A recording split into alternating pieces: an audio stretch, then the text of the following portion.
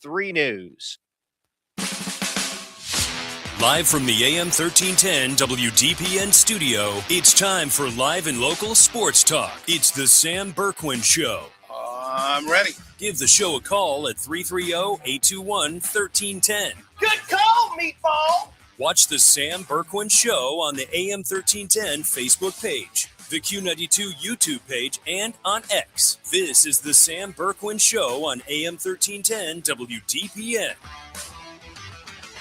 Him is accepting the defensive challenge. Mitchell, step back, raindrops. Long rebound, Mitchell has it. Mitchell attacks. The swipe, the finish. Donovan Mitchell. To get a win in Detroit.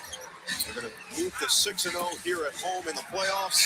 As Reed get another shot off, and the Cleveland Cavaliers have tied this Eastern Conference semifinal at 2 games apiece on the back of Donovan Mitchell's 39 second-half points.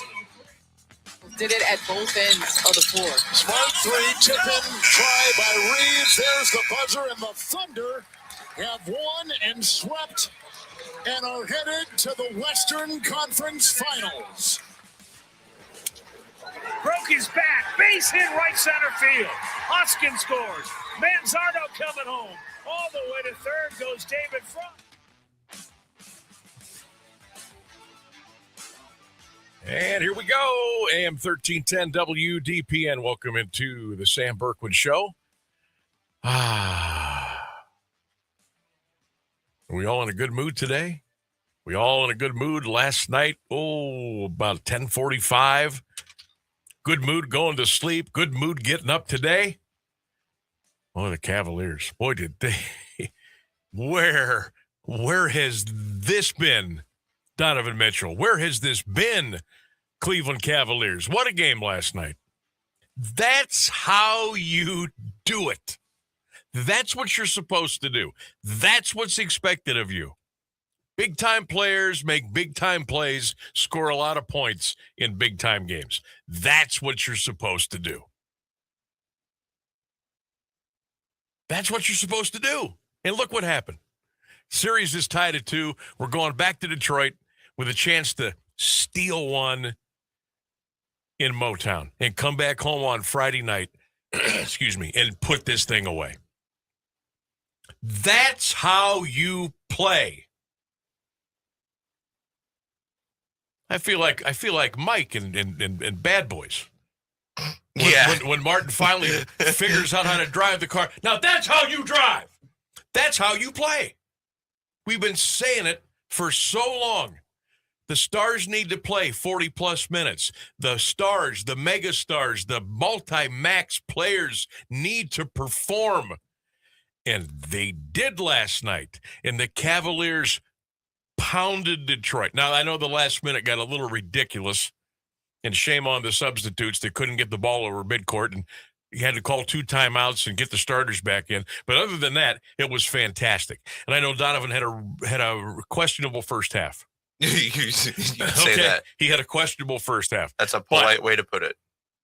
One half does not make a game. And he comes in focused, refocused, energized. I don't know what was going on there, but in the second half, he was unbelievable. He was unbelievable in the second half. 39 points? Ended up with 43 on the night, and the Cavaliers handled their business, and the series is tied at 2. Welcome into the Sam Bourquin Show, everybody. AM 1310 WDPN. We got the Q92 Radio YouTube chat is open. I can read it. We are off to a great start today. Brought my laptop in here for the first time in over a year, trying to find out some different ways of doing some things. And so far, so good. Now, I'm still on a delay, however. We'll have to figure that out. But we're ready to go. The phone lines are open, 330-821-1310. The text line is open at 330-924-7088. And, of course, the Q92 Radio YouTube channel is up. The chat is open. Purple Suit's already jumped in. Taking your comments, taking your questions. We'll get you in on the poll question of the day. And we're going to have a little fun here this afternoon. Going to have a little fun here today. Purple suit. Cavs play like that last night again. We're in the finals, brah. Yeah. No doubt. And just to think, if you beat Detroit 2 more, you win the series. Then you got the Knicks, and we got home floor advantage against New York, everybody. We got home floor advantage in the Eastern Conference Finals. So if it would get look, I'm not even going to go there. Let's just let's just beat Detroit, and we'll worry about everything else later. Scooter, Donovan had an energy drink at halftime. Maybe 2. He was incredible last night. Donovan Mitchell. But that's what he's I hate to sound like the I told you so parent or like the I told you so teacher, but that's what is supposed to happen. Now, score 43 points every night? Nope, but you better get me 30 or 32. And you better play hungry, and you better play defense, and Evan Mobley and Jared Allen, you better block shots like it's your job. James Harden, make big plays because you're a big-time player. Get a little bit of help from the guys off the bench.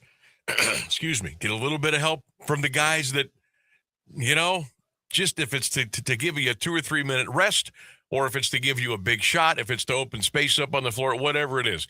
Everybody did their part last night. I thought Atkinson, except for the last minute, we have a 10-point lead with about a minute 2, and he decided to pull the starters so they could get their standing ovations, and my God, he puts the second team in, and they couldn't get the ball over half court.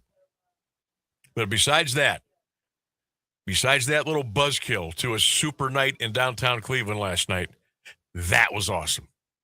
And the Cavs have tied the series. So shout out to Spida and Harden and Mobley and Allen and everybody shouting down the hall here. Shout out to the Cavaliers last night. Shout out. You played how you're supposed to play in a Game 4 with your second game at home to tie a series up before you go back on the road. You did what you needed to do. You did what you should have done. And now we're fired up. Now, can you take that same fire? Can you take that same passion? Can you take that to Detroit? That's the big question. And we know how the NBA goes. J.B. Bickerstaff is already crying the blues last night before he even addressed the media. We'll hear a soundbite from J.B. coming up. So he's already planting the seed, setting the tone so that they get some calls in Detroit on Wednesday night. So that's the first thing the Cavs, I'm not saying the first thing they got to worry about, but keep that in the back of their minds. You're probably not going to get a lot of calls on Wednesday. You're going to have to beat Detroit. You're going to have to beat the officials. You're going to have to beat the crowd. You're going to have to beat the guy sweeping moisture off the floor. You're going to have to beat everybody. You're going to have to beat them all. You're going to have to beat the ghosts of Isaiah Thomas and Rick Mahorn and Joe Dumars, and Antonio McDyess, and Ben Wallace, and Rasheed Wall. You're going to have to beat them all. Take them behind the shed and beat them all. And get out of there with the dub and come home on Friday night in front of the most raucous crowd you could imagine for a Cavs game in the arena and handle your business. That's what's in front of them. We know what the game plan is. We know what the blueprint is. That's what's in front. Now can they go out and do it? The Pistons are going to come mad as hornets on Wednesday night. And here's the thing. We talked about this playing every other night. There's no time to revel in the win, and there's no time to stew about a loss. Okay? Last night's it's over. It's done. Pistons have washed it, and I think the Cavaliers by now probably have washed it. We can talk about it. We can belabor the point a little bit. We can have a little bit more fun with it. But by 6 o'clock tonight, I'm done. I'm done with what happened last night. Moving on to tomorrow.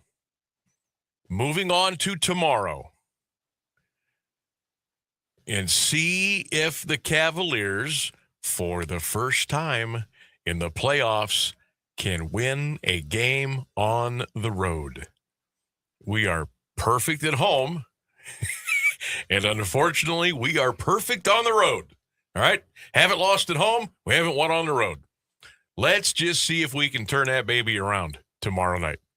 We do have a game time, 8:10 tomorrow night. Cavs Pistons in Detroit. Series tied at 2.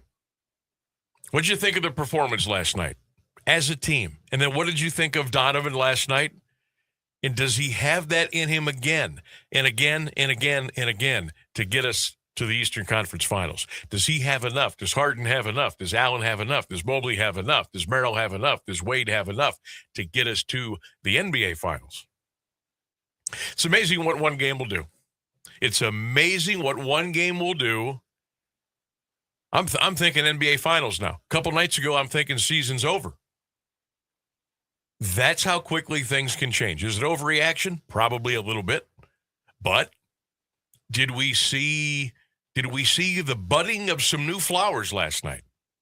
Did we see some guys take that next step and a half to where the confidence is going to spread among everybody in that locker room? And they get a little attitude, a little chip, like they played with a little swagger last night. I tweeted it out last night at, I don't know what time it was, middle of the third quarter. I said, this team is playing with some swagger, and I like it. I like it. Not cheap shot, not, you know what I mean? But it was a cavalier type of swagger. Some teams play with swagger and they embarrass themselves and look like idiots. We play with swagger. It's got a cool look to it because you know it's in there. Sometimes it takes a long time to bring it out, but when they do it, it's natural. And that's the thing I like about this team. There's no forced aggression, obviously. Sometimes it takes a long time for that to come out. Jared Allen showed it last night. Mobley showed it last night. I love the one thing when Kenny Atkinson had to call the timeout with a minute to go after he subbed 5 in, 5 out. Did you see what he did? When we couldn't get the ball over half court, he had to call a timeout, and he went out to the floor like this. Come on, you guys, let's go. He got in their face and clapped at him. Like, what are we doing? Good. I like that. Yeah. So what we need. Let's put all this in a bowl. Let's keep it in a bowl and get ready for tomorrow. Scooter, I loved Strus's energy on the floor. Bill checking. I think LeBron has played his last game as a Laker. Bill, we will address that with our poll question of the day. Bill must have been going through my notes. Well, the poll question is always in the description of the show. And it's been on social media for 2 hours. So, yeah. But, Bill, you're right on. But that last night was like a breath of fresh air. I am fired up today. Yeah, I know I had a cherry icy, but that gave me probably a little boost. Because, there's no lemonade or root beer or down at the convenience store again. But last night showed me, it's in there. It's in there. Now, how do we keep it there? How do we keep it on the level to where it doesn't go hide itself again? Like, for the love of Pete, don't go to Detroit tomorrow night and have all that energy, all that confidence, all that pizzazz, all that bravado, all that juice. Don't let it go up to Detroit tomorrow and sink below the level. Don't do that. Don't go up there tomorrow and get curl up in a position and go in the corner. Don't do that tomorrow. Because then we'll be having our same conversations again on Thursday. That's the $50,000 question. How do you translate Game 4 at home to the road for Game 5? That is the $50,000 question. That is on Kenny Atkinson's plate. That is on the players' plate. How do you do it? How do you translate it? I mean, you got what? A 45-minute flight? Right? You've been in that day arena between games already twice. Okay? You played there twice in the regular season. You played there twice in the You know what you're walking into. You know they're going to come out swinging. But damn it, go in there like you're going to push them around a little bit. You bully the bully. You throw the first punch before they do. And if things go sideways, they go sideways. But go down fighting when you come out of the blocks. Don't go up there and get down 18-3. Not to say that you couldn't come back and win, but you know what I mean. Bring that. I don't know how you do it. That's the beauty, and that's the frustrating part of sports. How do you keep the momentum moving after such a dominating performance? Rainsburg, me personally, I've been watching NBA basketball long time, over 40 years. Yes. I've never seen a team go on a 22-0 run, ever. Wasn't that a new record last night? Yeah, I've never seen it. That's crazy. I've never seen a Cleveland Cavalier, maybe I have, LeBron, score 39 points in a half in a big playoff game, LeBron, in Detroit. But what I'm saying is, what we saw last night, and I don't know how you all feel, but I was like, finally, you guys followed the blueprint, and look how beautiful it was. Yeah, it's amazing how good they are when they play Cavs basketball. It was fantastic. It was fantastic. Purple Suit says, the first quarter on Wednesday is going to be the thing. Can't have game 1 and 2 all over again. No. I 100% agree. No. You got to start off strong. You got to keep that momentum. Dong Bobbler, big game Don is enough to get you to the Eastern Conference Finals, but Allen is playing like a not soft guy. Mobley stopped being just a young guy. Harden going at the jump. The switch was flipped. Yes, that said it better than I did. Yeah, I like Allen. He's been playing good. The switch was flipped, and it was for all three guys. It's like, so this is how sweet things can be when we all do our job and maybe go a little bit above. And you saw it play out last night. I mean, I got to be honest with you. The first half, I was a little worried. Yeah, that first half was discouraging. But, 4 quarters, NBA, what happens? Everybody makes a run. Well, Cavaliers happened to make a run last night, and it was a 22-0 run. And they buried Detroit, and the Pistons come back. They made us nervous a little bit, right? They got it around 10. But the Cavs finished the deal, and the series is tied at 2, and we're in a good mood today. Game 5 tomorrow night in Detroit. Let's talk about it. 330-821-1310. Text line is open, 330-924-7088. The Q92 Radio YouTube channel is up. It's alive. You can listen, you can watch, and you can drop your comments in the chat right now. We're also broadcasting live. You can listen and watch on the WDPN Facebook page. Where else are we? We're your everywhere. Facebook page. We're on my Facebook page. We're everywhere. So let's go. Let's crank it up. We'll talk Cavs Pistons. LeBron, season done. Is the career done? We'll talk about that. We'll hear from a whiny JB Bickerstaff. We'll talk about the Guardians taking care of business with the Angels last night.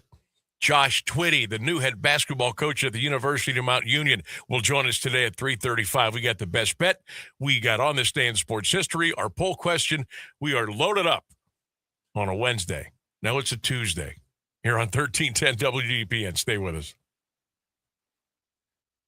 AWP Safety, North America's leading traffic safety company, is hiring traffic control flaggers, and they need you. Join AWP as a protector for steady work and an important job keeping people safe. They offer paid training, certification, referral bonuses, and advancement opportunities. To apply, visit jobs.awpsafety.com. That's jobs.awpsafety.com. How's Tommy doing now? Much better. You said it was asthma? Yeah, he started with this cough and then he was wheezing. That's terrifying. Doctor said hidden triggers can make it worse. Things like dust, mold, and even pests. Pests? Yeah, droppings and allergens from cockroaches and rodents can seriously impact children with asthma or allergies. I had no idea. We're making sure our home stays pest-free. Don't let pests put your family's health at risk. Visit pestworld.org to learn more. A public service message from the National Pest Management Association.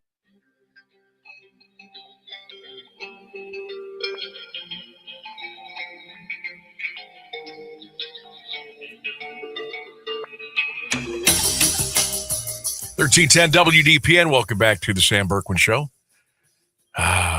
Boy, it's amazing. It just feels so good to win. It really does. A little Duran in the background. It just feels good right now. Just getting cranked up here on a Tuesday afternoon. Josh Twitty, new basketball coach of the Purple Raiders of the University of Mount Union, coming up at 3:35. We'll see how coach has been handling the transition from a couple of seats down on the bench to being the man in control of the bench. I'm going to pick Coach's brain on the Cavs a little bit, too. Hope he doesn't mind. All right, we're going to take a break coming up. We got news, we got weather. Coach Twitty's coming up. Our poll question of the day. Get those comments in. Did LeBron James play his last game in a Lakers uniform last night? That's the Sam Bourquin Show poll question of the day. Did LeBron play his last game in a Lakers uniform last night? Get those comments in. Facebook, Q92 Radio YouTube channel in the chat, and we'll get into that discussion here as well. It's a beautiful day today. Sun is flying, and the Cavaliers are tied 2-2 with the Pistons. Game 5 coming up tomorrow night. News and weather next. The latest news and the current Alliance area weather forecast are up next on AM 1310 WDPN. Good afternoon. It's 3:30. U.S. consumer prices climbed 3.8% last month compared with April of last year. On a month-to-month basis, April prices were up 0.6% from March. Gas prices rose 5.4%. Excluding volatile food and energy costs, so-called consumer core prices were up 0.4% last month from March, 2.8% from April 2025, relatively modest readings. Kuwait accused Iran of launching a failed attack earlier this month on an island where China has helped building a port in the Middle East nation.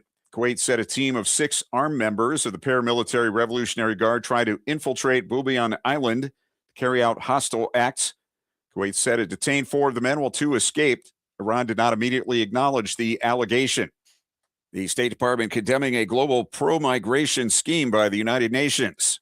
The department said as Europe endured sustained migratory pressure, UN officials staffed all ends of the Mediterranean migration route from the coast of Libya to the shores of the Aegean to the islands of Greece. Then UN agencies condemned frontline states who refused to open their borders and condemned plans for deportation. UN officials lobbied aviation regulators to prevent the deportation of migrants, a violation of the UK's national sovereignty. A March study reported immigration has had a negative impact on GDP growth across the Latin American and Caribbean region, while remittances only partially mitigate that effect. The U.S. Supreme Court Monday cleared the way for Alabama to redraw its congressional election map to comply with the court's ruling limiting the use of race in redistricting. Supreme Court vacated lower court rulings that required Alabama to use a congressional map that included 2 majority black districts out of the state's 7 districts. The justices waived the usual waiting period and ordered the new ruling take effect immediately. The High Court ruled last month in Louisiana race may only be a minor factor in redistricting rationales, not the predominant overriding reason for how district lines are drawn. The High Court ruled federal courts had been incorrectly applying court precedents on the Federal Voting Rights Act Section 2 provisions in a way forcing states to engage in the very race-based discrimination the Constitution forbids. The Administration of Children and Families, a division of the Department of Health and Human Services, will issue new guidance to states to empower parents in their children's daycare options. The guidance will eliminate degree and credit requirements for teachers, shifting instead to competency-based standards. Mandatory staff-to-child ratios and group size limits will be replaced. The administration says its goal is to increase parent-directed childcare by restoring flexibility to states and encouraging greater use of vouchers. The guidance would change work requirements for married couples under the Temporary Assistance for Needy Families program, which are stricter than for single parents. 65 degrees at 3:33 for WDPN News. I'm Clint Marshall. Meteorologist Mark Johnson has the latest forecast on AM 1310 WDPN. Clouds on the increase for your afternoon. A seasonably mild weather day. Our high between 65 and 67 degrees. Not bad. Overnight, we get a round of showers, maybe a rumble of thunder coming in. Most of it after midnight. We should be dry by the morning commute on Wednesday. Our low tonight, middle 50s. I am Mark J. Weather from 3 News.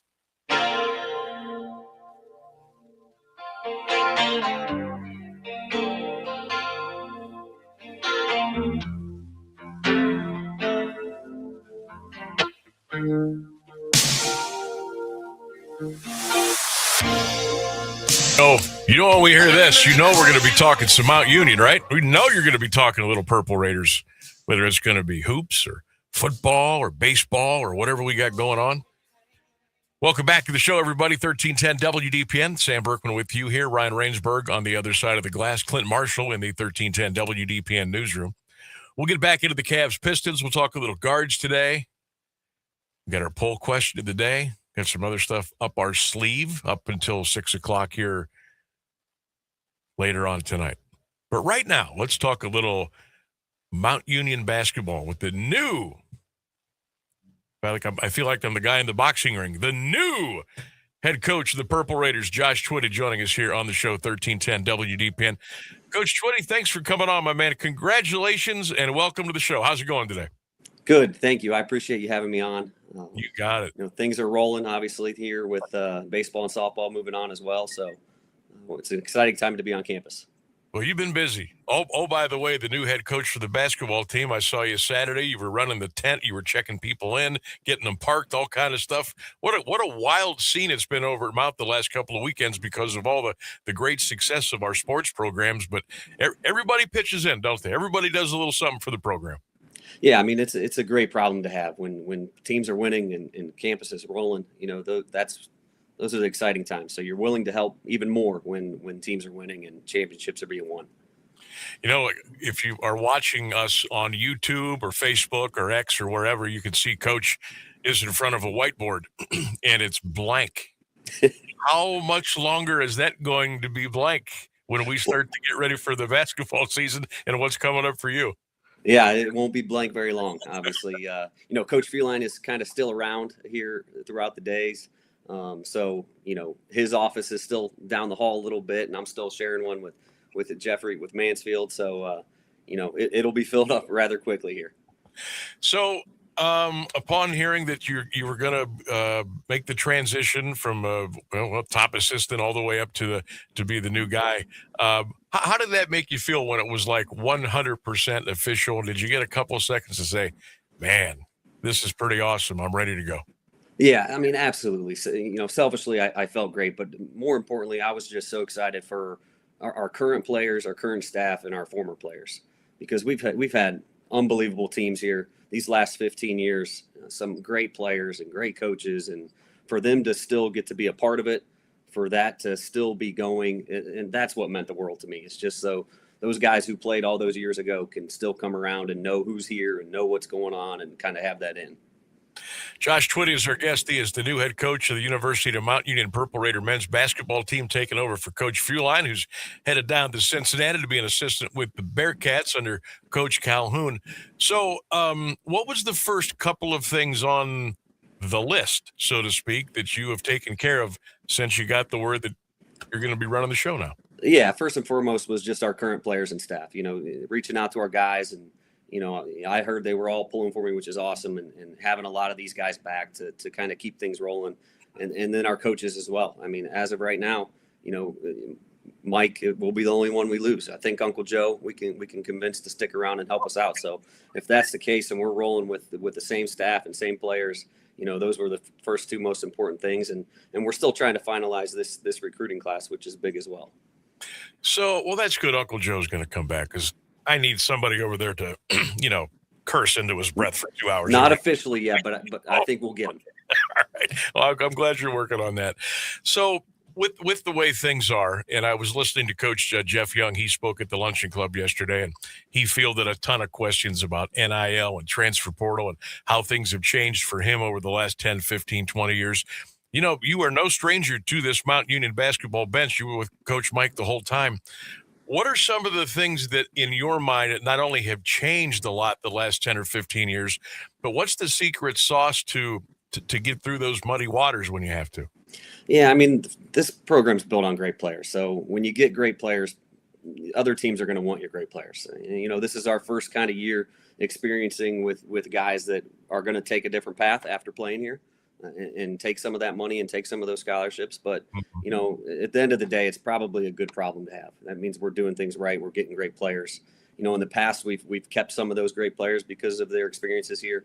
You know, we try to do a great job of making it fun for them and keeping it about them and winning and family, and none of that's going to change. So we're going to continue to try to get the best players we can. And if things like this happen, you know, you just kind of got to deal with it. And, you know, when it's good players and good people, it's okay.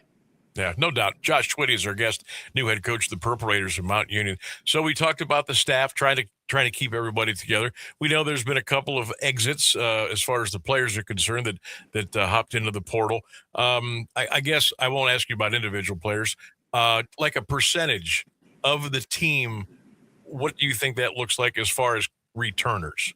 Like how much? I'd say, you know, including the seniors that we lost. I mean, I'd say about 2/3, which is good. That's very good. You know, and things could change, obviously, as we go down the stretch here, because, like I said, when you've got great players, people are begging and pleading for those players. So we'll see. And if the right opportunities come for some of them, then that's awesome for them. But right now, we're focusing on getting everybody back and keeping things rolling the way we've done it. Coach, how do you strike that balance of, hey, I want to do what's best for you, but you also want to do what's best for the program? How do you work that? Yeah, I mean, it's a fine line. At the end of the day, sometimes what's best for them is not that little extra money. Sometimes these experiences and these connections and the time with your buddies and the playing time, right, is big. When you go to some of these other places, you're not going to get some of those things. So it's kind of a balance, and you just kind of play that game and let them understand their value here and kind of what they get. And, you know, they got to make that decision at the end of the day. But, you know, I think the guys who play here love it here, which is a big part of why we keep getting players and keep things rolling. Yeah, and I mean, I certainly don't play, but I can attest. I see it with my very own eyes every night I walk into that arena. You know, we sit down there, we're right next to your bench, and you can hear the interactions. You can see the facial expressions that the guys want to be there. They're engaged. They love playing for each other. They love playing with each other. I think they have humongous respect for everybody that's on that staff. You can see that permeates throughout the whole place. And heck, that's a recruiting tool itself, isn't it? It is. And that atmosphere, and along with getting the best players from Northeast Ohio, is just so important for us, because that gets all the families, all their high school teammates, all their coaches out to games. And then they see it, and it's contagious. And we built this program on really good players from Northeast Ohio, and we're going to continue to do that. So, Coach, philosophy-wise, X and O, what have you, what kind of stamp would you like to put on this program? Obviously, what Coach Fuline did worked very, very well. I know everybody wants to do things a little bit differently when they're in charge. Will there be big changes, subtle changes? How will that go? No, I mean, honestly, you know, one of the main reasons I stuck around for so long is Mike and I agreed on a lot of stuff. I think we saw the game very similarly and just kind of liked playing the same way. And he let me run with a lot of things, and I don't anticipate much of anything changing. You know, every year, you know, one of the first things we ever learned here from Coach Karras is players, formations, plays. You know, we've done this with All-American point guards. We've done this with All-American bigs. We can adjust to the talent we got, and we'll continue to do that. Coach Josh Twitty is our guest, the new head coach of the University of Mount Union, kind enough to spend some time here on 1310 WDPN, the Sam Bourquin Show. So for some, and probably not that many, Coach, because, I mean, you're from Uniontown. You went to the University of Akron. You got your degrees up there. Tell us a little bit about yourself, maybe some things that people don't know about you on the court, off the court. Yeah, I mean, I've got 3 kids that this year will be 10, 8, and 6. So when I'm not on campus, when I'm not coaching here, I'm usually either at one of their games or coaching one of their games or practices. So you'll see me everywhere at some type of sporting event with those people. So I grew up in Mogador, played football and basketball there, played baseball my whole life all the way up, stopped playing that after my freshman year. But so I'm a local guy. My wife's from the area as well, from Mogador as well. So we're just we got a ton of family around and kind of just love it here. Did you get caught up in that? I mean, Mogador is football. Did you get all caught up in that when you were there? And they list Mogador as a village. They don't call it a town. They don't call it a city. But man, did they love their football? What was that like for you back then? Yeah, it was great for me because I had older brothers. So I think I started being a ball boy in maybe 4th or 5th grade for the football team. So I've been on that sideline every night for many years. I was fortunate enough to win a state championship my freshman year and make the playoffs every year after that. But we were around a lot of talented players and great coaches. I was looking at some of the other, nuggets out of the press releases. How about I ask Coach about this? On the basketball operations staff with the NBA Developmental League, assisting with player development and preparing them for the NBA draft. What was that like for you? That was crazy. So that was the year of the NBA lockout. So going into that situation, we weren't allowed to have any players who had prior experience in the NBA because they were part of the NBAPA. So past D League, it was the D League then, it's the G League now. But so any player who had played previously in the league, whether the development league or the NBA, could not participate in the draft. So we had all new players to go through to evaluate and rank and do these things. And then halfway through the season, it was around Christmas time, the lockout ended and our roster did a 180 because you bring back the players you had already signed and had the year before. You got some of the NBA guys to come down and play. So it was an unbelievable experience to learn all those ins and outs and obviously be around great players. That had to have been an unbelievable education in a very short amount of time. I'm sure you heard things and saw things that probably still stick with us today. Oh yeah, absolutely. We had a lot of great people, a lot of great staff members.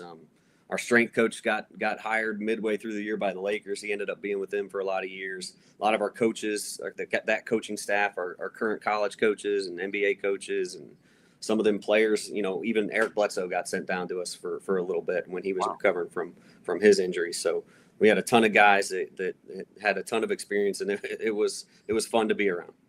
Coach Josh Twitty is our guest here on the Sam Bourquin Show, 1310 WDPN, the new head coach of the Purple Raiders at the University of Mount Union. Coach, I'm not so sure. I know D1, it kind of sometimes goes down to the wire as far as a schedule is concerned with the conference and the non-conference. Not sure how that works in D3, how far ahead you guys go, but what will your scheduling philosophy be outside of the OAC? I assume you want to get your guys tested, right? Yeah, absolutely. You want to schedule great teams and winning programs, right? Because at the end of the day, that NPI is big for us. Mm-hmm. Our goal is to compete for that OAC championship every year, regular season and tournament. But when that tournament win doesn't happen, you got to be prepared to get that at large bid. So we're trying to schedule great teams and winning programs, and obviously there's some location restrictions sometimes to schedule certain ways, but. Yeah, prior to Mike leaving, we only had one opening left, so we're trying to get that filled right now. And but yeah, at the end of the day, we want to play great teams and get our guys ready for the NCAA tournament. I got to ask, since you're the new guy now, have you had a second or two to sit back and think about what it was like when you guys went to the Final Four in Fort Wayne and were this close to winning that title, and what an incredible atmosphere and environment that was for you and the program and the kids? Have you dreamt again? Have you thought about what that would be like to do that again under your watch? I mean, you can't help but wonder, especially these next couple of years, because it's at Duquesne. So for it to be so close to Northeast Ohio would be pretty special for our guys and our families and things like that. I think we had over 2,000 people there for us that year in Fort Wayne, which was a little bit of a drive, and I couldn't imagine what it would be like if it was an hour and a half down the road. I didn't even know that. I'm glad you told me that, because that is really awesome. Hey, before we kick you loose, got to pick your brain on the Cleveland Cavaliers here for a minute. Have you been watching the series at all? Do you follow the Cavs? And if so, what did you think of the performance last night? How clutch was number 45? Oh, he was unbelievable. And, I've been to a few games this year. I went to Game 7 last series. But, yeah, I mean, it was obviously a must-win situation, and big-time players step up in those moments, and it was good to see. I don't watch all of them with kids and their games and things like that, but I try to get to and watch as much as I can. The big question I had and everybody has is, okay, how do you take what you had last night at home, transfer that to the road, which will be Detroit tomorrow? Let's just talk about, OAC. Say you have a big win at home against opponent X, but the next Saturday you've got a big league game at Team XX, and you want to transfer that. How do you do that from home to road? What's the secret? Yeah, I mean, that energy and just chemistry, those things gotta translate and travel with you. You gotta come out the gates ready to go, because like you said, the fans are going to be crazy, and there's a lot of teams in our league that have great student sections, and what's coming, and you got to have your guys ready to go to jump out to that great start and kind of not necessarily silence that crowd, but to get your guys ready to fight and keep that battle and know that it's going to be a battle for 40 minutes. No doubt. Yeah. Well, Coach, I appreciate you coming on today. So happy for you and your family to get this opportunity. I know you're gonna slam it through. Congratulations again. Thanks for the time, and we'll be bothering you here closer to basketball season. But hey, I know you're hitting the ground running. Keep doing your thing, and thanks again for the time. No, I appreciate your support, and I appreciate everything you do for us, and I'm excited. And anytime, absolutely. You got it. There he goes. Appreciate it, Coach. Thank you. Josh Twitty, the new man in town for the Purple Raider men's basketball team. Is it me, or does Coach Twitty, if I was a bouncer at a bar, I would card him. I would say, let me see your ID, fella. I would. And then I'd call security over. This is not his ID. Yeah, I mean, holy smokes. He has been doing this for a long, long time. And he's ready. He's ready. And they always say, when you're on that bench and you're a couple of seats down, but in reality, it's a half a mile to take those two little nudges to the left, and you're the head coach. I have no doubt in my mind that Coach Josh Twitty is going to do wonderful things with this program. Coach Mike, fantastic job. The foundation is there, and I think Coach Twitty is going to take it. All right. Appreciate Coach coming on. And again, we will be bothering him a lot. He already knows that. All right, let's take a break. We got, what do we got here, Rainsburg? About 10 minutes till the top of the hour. 9. We'll take a break. We'll come back with more of the Sam Bourquin Show, 1310 WDPN. Do you have trouble getting in and out of the bathtub? Are you afraid you'll slip and fall entering or exiting a tub? Safe Step walk-in tubs can transform your bathtub from an area of concern to a calming refuge. Call them today at 1-800-498-2098 and save $1,600. Safe Step walk-in tubs and showers are proudly made in Tennessee and offer an ultra-low step-in, avoiding that difficult climb over a traditional bathtub wall. They also offer a variety of therapeutic benefits that may help soothe your aching muscles and joints, increasing your mobility, boosting your energy, and improving your sleep. Safe Step walk-in tubs are designed to easily fit your existing tub space and are often installed in as little as one day. Just dial 1-800-498-2098 today to save $1,600 and receive a free shower package. That's 1-800-498-2098 for a free no-obligation consultation and to save $1,600. Safe Step walk-in tubs. Safety never felt so good. Music and intelligence for your life. No matter what anybody tells you, words and ideas can change the world. I'm John Tesh, and we couldn't be happier about bringing you intelligence for your life every day. We have a room full of researchers gathering the information and ideas you need to make your life simpler and better, and to make you the smartest person in the room.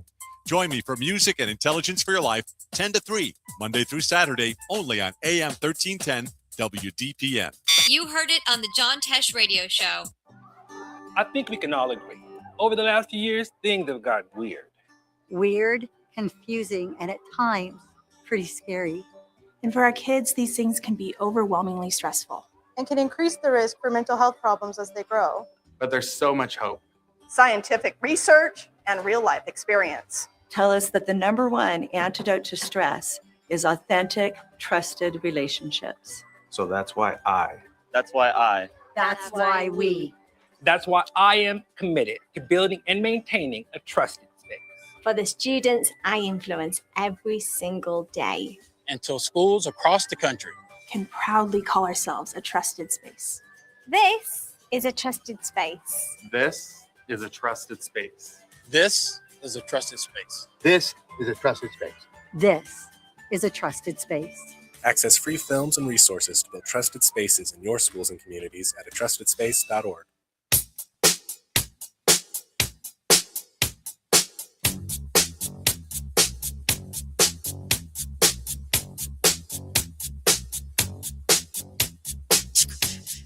$1310 WDPN. Welcome back to the Sam Bourquin Show. We got a couple of minutes, about 6 or 7 minutes before we get you to the top of the hour news and weather. Thanks to Josh Twitty for spending some time with us today, new head hoops coach at the University of Mount Union.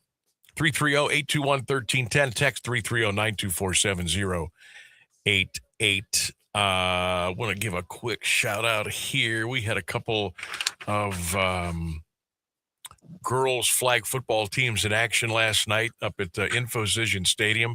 They were trying to get through there, trying to get back to Canton to play for the big games coming up this weekend to be champs. Fell just a little bit short, but do want to shout out Kent McKinley girls and the West Branch girls, their flag football teams. They had outstanding seasons.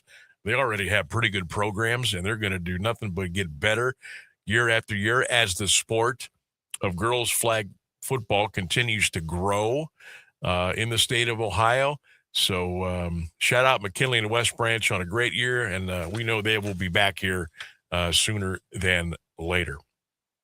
Checking out the poll question of the day. Did LeBron James play his last game in a Laker uniform last night? That's our poll question of the day. Get those comments in on our social media platforms, including the Q92 Radio YouTube channel. We got the chat set up. Just go ahead and fire your comments in there, and we'll get through them. I watched I didn't plan on being up that late last night. You got to remember, that Laker game tipped off at 10:40. Did it really? I thought it tipped off at 10. Oh, yeah, because all the promos were saying 10, but that was Yep. It was at 10:40. Good Lord. And I was like, there's no way I'm going to stay up for this. There's no way. So I made it for the first half. And right before the half, LeBron tweaked his ankle. And you know how LeBron plays that up. So he was doing the hobble wobble, going back to the locker room.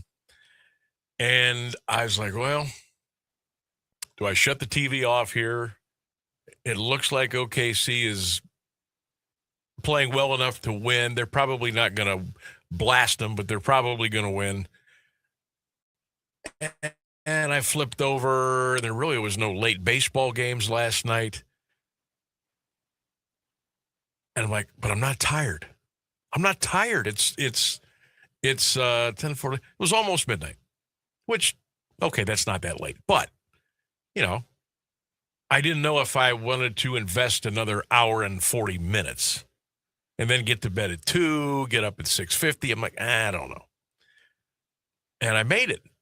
I made it the whole game. And I watched LeBron walk off the floor. And, of course, the first thing that popped into my head, well, is that it? Was that it? And then I kind of circled back. I said, no, is that it with the Lakers?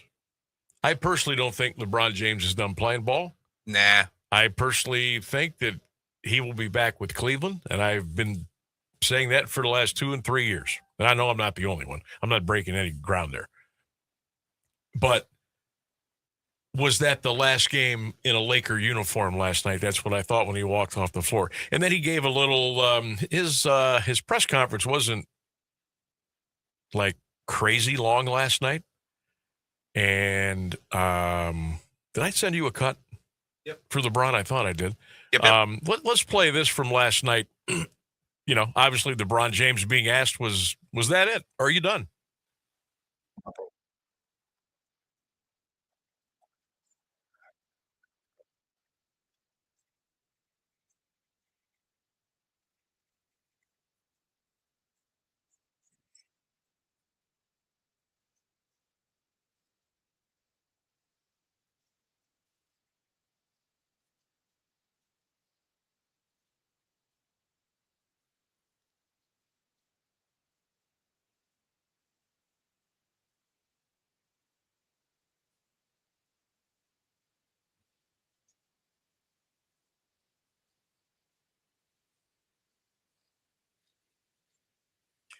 So, kind of sidestepping there a little bit, but not really.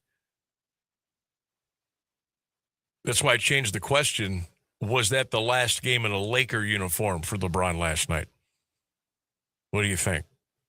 Kim says, yes, he's going to come and end it with the Cavs. He will have his goodbye tour. Then his sons will play for Las Vegas, the new expansion team. Book it. And there are rumors that LeBron could be interested in ownership of that new NBA team. Keep your eyes on that. Popper checking in. Maybe in a Lakers uniform. Wouldn't be surprised if he finishes it up with his old coach, Ty Lue, across town with the Clippers. I hadn't thought about that. Greg says no, he'll sign a 2-year contract with the second one being the player's option. Jim says he's done in L.A. Look for him to take his talents elsewhere. Ray says, yep, he's done in L.A. He will be with the Cavs. Jason Parr checking in and says, I don't know. We know the Cavs need a shooting forward, a small forward. Indeed we do. Ryan says, yep, he's done in L.A. Welcome back to the land. Roy says, hopefully he doesn't come back here and mess things up in Cleveland. John says, come back to Cleveland, LeBron. Was that LeBron's last game in a Laker uniform? What do you think? Get your comments in on all of our social media platforms. You can also give us a ring at 330-821-1310. Going to be 42. Not till December. The road to get to the NBA Finals from the West is extremely difficult. Look here. As long as the Oklahoma City Thunder are doing what they're doing, I don't know who is going to beat them to get to the NBA Finals. And I know things change. Crazy things happen. But let's just say that this train stays on the track that it's on. And OKC's got all those assets as far as draft picks are concerned, plus all their young talent. I mean, who's going to beat that team? Who is going to beat that team in a 7-game series? So LeBron's got to be looking at that. Maybe the East might be a little bit more feasible. You know, he wants to get another ring. He wants to get another ring before he hangs him up. Sam, LeBron will be in wine and gold next year. I'd bet my salary on it. Will Giannis also be with the Cavs? Boy, oh boy, oh boy. I guess that's a little conversation that we could have. But I don't want to go too deep into that conversation today because our guys, as is, are still playing. And we got a big game 4 last night. The series is tied at 2. We got a big game 5 tomorrow night in Detroit. Okay? News and weather coming up next, 1310 WDPN. An Alliance tradition for over half a century. You can always count on WDPN Alliance. Michelle Franzen. Before leaving for China, President Trump pushing back on criticism over the cost of the war with Iran and its impact on Americans, saying he believes the spike in inflation is temporary. ABC's Karen Travers asking the president about his economic policies. The president promised to bring inflation down. It's now at its highest level in 3 years. Are your policies not working? What's happening? Policies are working incredibly. If you go back to just before the war, for the last 3 months, inflation was at 1.7%. Now, we had a choice. Let these lunatics have a nuclear weapon. If you want to do that, then you're a stupid person, and you happen to be. I mean, I know you very well. The Pentagon now estimating the war has cost $29 billion so far. The Senate confirmed Kevin Warsh today to serve as a member of the Federal Reserve Board of Governors. Another vote set to take place later this week on Warsh's nomination to become the next Fed Reserve Chair after Jerome Powell's term ended. Stocks down in afternoon trading. This is ABC News.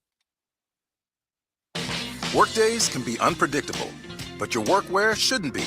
With the Cintas Apparel Plus program, you'll have freshly laundered garments for everyone on your team delivered every week.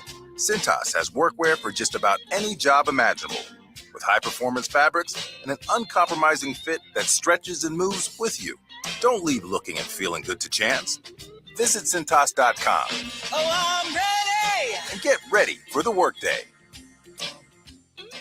You think a ticket for not wearing your seatbelt is the worst that could happen. A fine, an inconvenience, a little embarrassment. But then comes the crash. There are injuries, a hospital bed, the long road to recovery, the moments you'll miss. Suddenly, a ticket doesn't seem so bad. That ticket? That was nothing. Click it. Don't risk it. Paid for by NHTSA. Now, the latest Alliance area news from Clint Marshall on AM 1310 WDPN. Good afternoon. It's 4:02. A man accused in a shooting at Altman Hospital last June will be treated at Heartland Behavioral Health Care. Common Pleas Judge Frank Forcioni ordered 36-year-old James Fair to be hospitalized until it's determined he is no longer mentally ill or serves the maximum 14 years for a conviction. Fair was found not guilty by reason of insanity on charges including aggravated robbery and felonious assault. Police say he grabbed a security officer's gun in June 2025 and shot a hospital employee who survived. Forcioni delayed a decision after rejecting the first mental health report returned on Fair in March, calling it confusing. 2 suspects are in custody after Canton police say a home was shot up with adults and children inside. Happened in the 1200 block of Woodview Street Southwest, where multiple rounds struck windows, walls, and a bedroom area the night of May 3rd. No injuries were reported.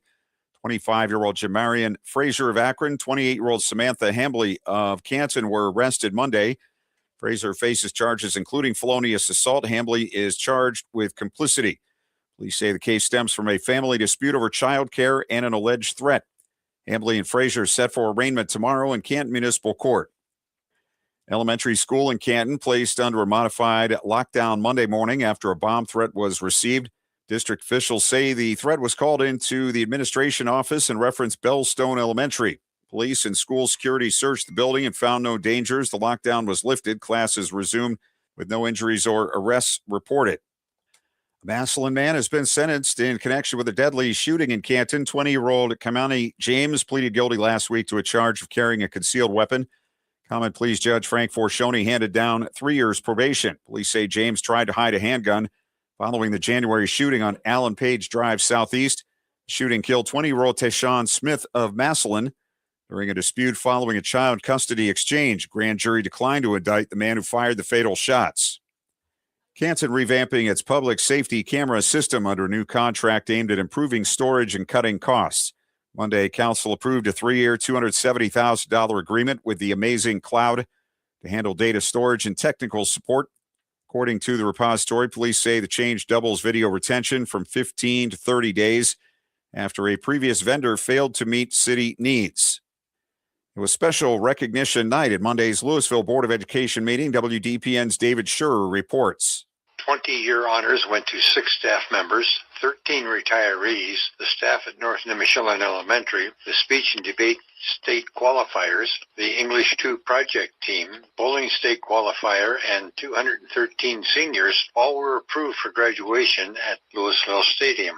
Both the pay to participate and adult meal prices will remain the same as the current school year, and the contract with the classified staff won board approval. A special thank you from Board President John Aljancic was given to the 4 donors of $2,605, which benefited 3 programs. Hartville Village Council looking to fill an open seat following the resignation of Tom Huff. Applications being accepted through May 22nd. The person appointed will serve the rest of Huff's term, which runs through the end of 2027. Council approved a lease agreement with Stark Parks to create a trail through Memorial Park. Council gave second readings to legislation on false alarm fines and a street dedication. First readings were given to proposed moratoriums on new data centers and outdoor recreation facilities. A Niles man has pleaded not guilty to a felony charge in connection with a deadly Columbiana County crash. 39-year-old Michael Schuring entered the plea Monday to aggravated vehicular homicide in Common Pleas Court. The Highway Patrol says the October wreck on Route 172 in West Township happened when a truck went off the road, overcorrected, and crossed the center line. The collision killed 44-year-old Diane Llewellyn of Tennessee. Schuring's trial scheduled for November. Sebring Village Council moving ahead with plans for an additional 5-year, $1.5 million street levy to fund road, bridge, sidewalk, and trail improvements. Monday, council approved a resolution requesting the Mahoning County auditor certify how much revenue would be generated by the levy. The issue will appear on the November ballot. Lawmakers also passed new regulations on temporary storage units, shipping containers, and large capacity dumpsters. Village manager Chris Fraser said he's contacted Omni Fiber for an invoice related to the April 16th gas line break and noted resurfacing of 16th Street between West Ohio and West Oregon Avenues will begin soon. Solicitor Jerry Yost sent a letter to the village of Beloit seeking payment of unmetered water bills dating back to at least 2021, totaling about $14,000. Youngstown police investigating after a woman was shot early today on the city's south side. WKBN TV reporting the shooting happened around 3 o'clock on St. Louis Avenue. Few details have been released. The victim's condition was not available. So far this year, Youngstown has recorded 6 shootings, including 3 homicides. 65 degrees at 4:07. This is the local edition of WDPN News. I'm Clint Marshall. Now, the Alliance Area Weather Forecast from Mark Johnson on AM 1310 WDPN.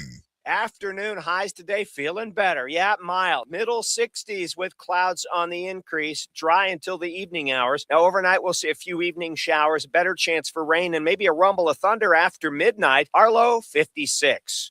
From the 3 News Weather Center, I'm Mark Johnson. Live from the AM 1310 WDPN studio, it's time for live and local sports talk. It's the Sam Bourquin Show. I'm ready. Give the show a call at 330-821-1310. Good call, meatball. Watch the Sam Bourquin Show on the AM 1310 Facebook page, the Q92 YouTube page, and on X. This is the Sam Bourquin Show on AM 1310 WDPN. Him is accepting the defensive challenge. Mitchell, step back, raindrops. Long rebound, Mitchell has it. Mitchell attacks, the swipe, the finish. Donovan Mitchell. To get a win in Detroit. They're going to move to 6-0 here at home in the playoffs. As Reed won't get another shot off, and the Cleveland Cavaliers have tied this Eastern Conference semifinal at 2 games apiece on the back of Donovan Mitchell's 39 second-half points. Did it at both ends of the floor. Smart 3, tip-in try by Reeves. There's the buzzer, and the Thunder have won and swept and are headed to the Western Conference Finals. Broke his bat, base hit right center field. Hoskin scores. Manzardo coming home. All the way to third goes David Frost. AM 1310 WDPN, welcome back to the Sam Bourquin Show. Well, it's ironic we played our last audio bit in our hour open package was a base hit by a Cleveland Guardian in a game played at Progressive Field. And got some sad news today. Cleveland Guardians reporting that the longtime public address announcer Bob Tyack has passed away. He was the voice of Progressive Field during Indians Guardians games for almost 3 decades, and he was a pros pro. I never got to meet Bob. I did do a lot of shows up there, over the last 5, 10, 15 years. But there was a distinct voice. You knew you were in Progressive Field when you heard his voice.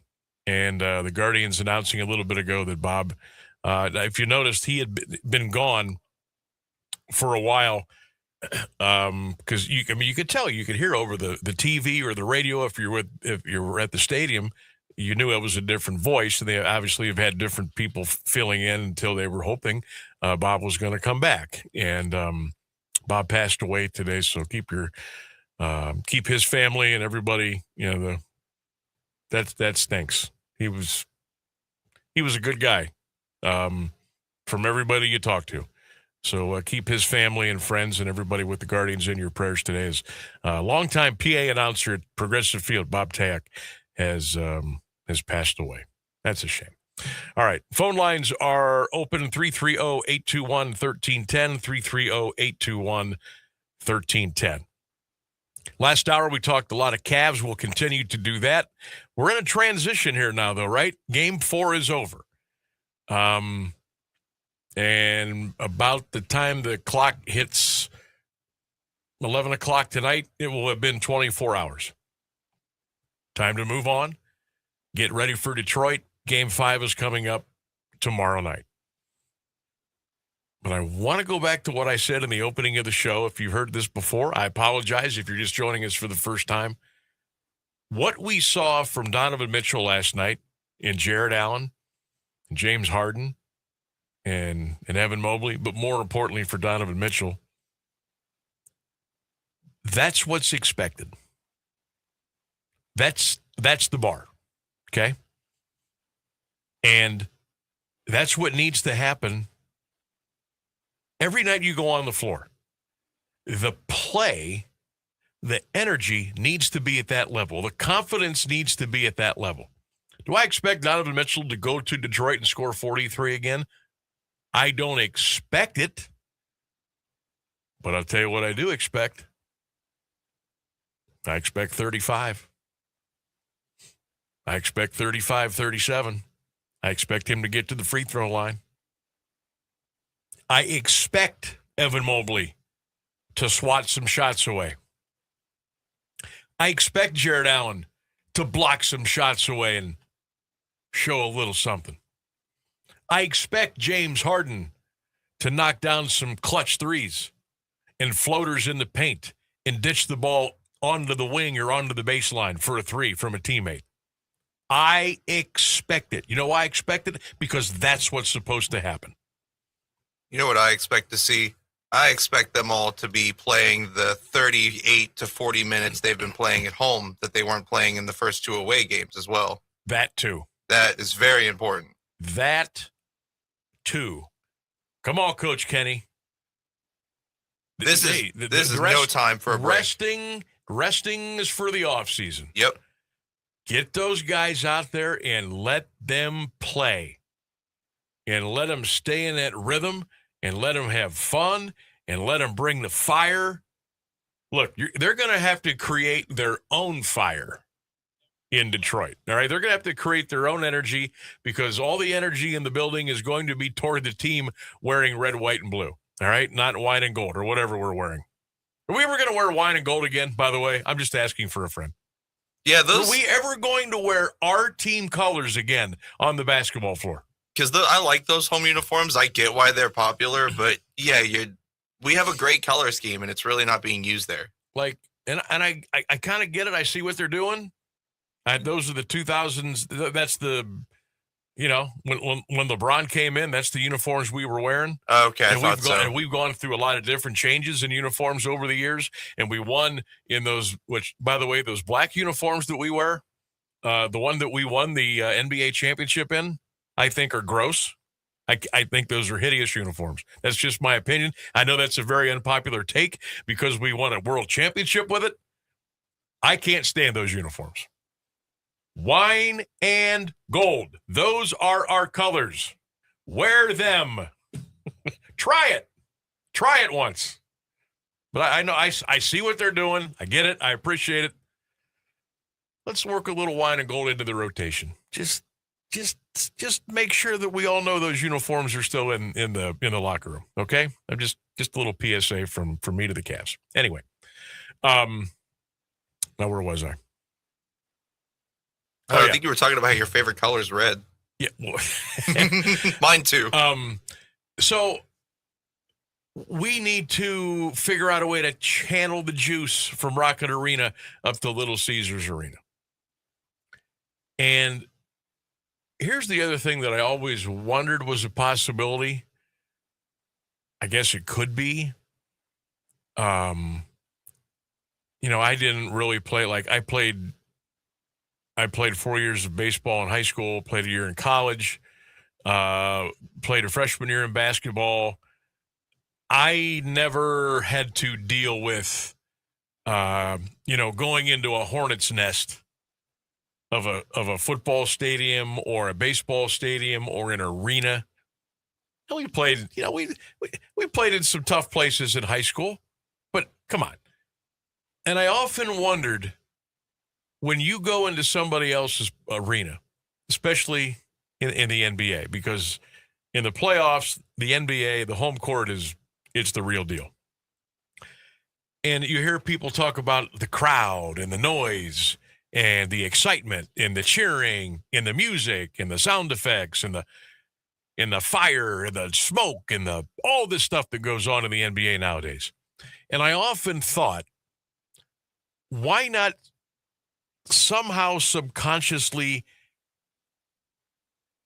make believe that stuff is for you? Channel that stuff for you. Like, am I nuts here? When that crowd roars in Detroit and all that noise, soak it in, take it in. Think it's for you. Imagine everybody in the stands screaming and hollering after a Cavs make a basket or a slam or cause a turnover or a spider three or a Harden floater or a Jared Allen block. Take the energy in that building and use it as your own. Use it for yourself. Use it for yourself as in an energy pickup. Maybe that's not possible to do. I don't know. I never had to deal with that. But what I'm saying is, if I'm going to be leaving Cleveland and my 19,342 fans, and we're going to go over to Detroit and play in front of around 20,000, it's still noise. It's still a basketball floor. The hoops are still 10 foot tall. There's still loud music. There's a lot of cheering. Use that as your own energy.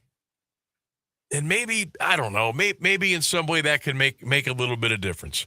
Because when you're on the road, the fans scream and holler for what? To throw you off your game. To get you to shrink up in the big moment. To maybe somehow, I don't know, intimidate the officials into making a call for the home team. Trust me, that happens.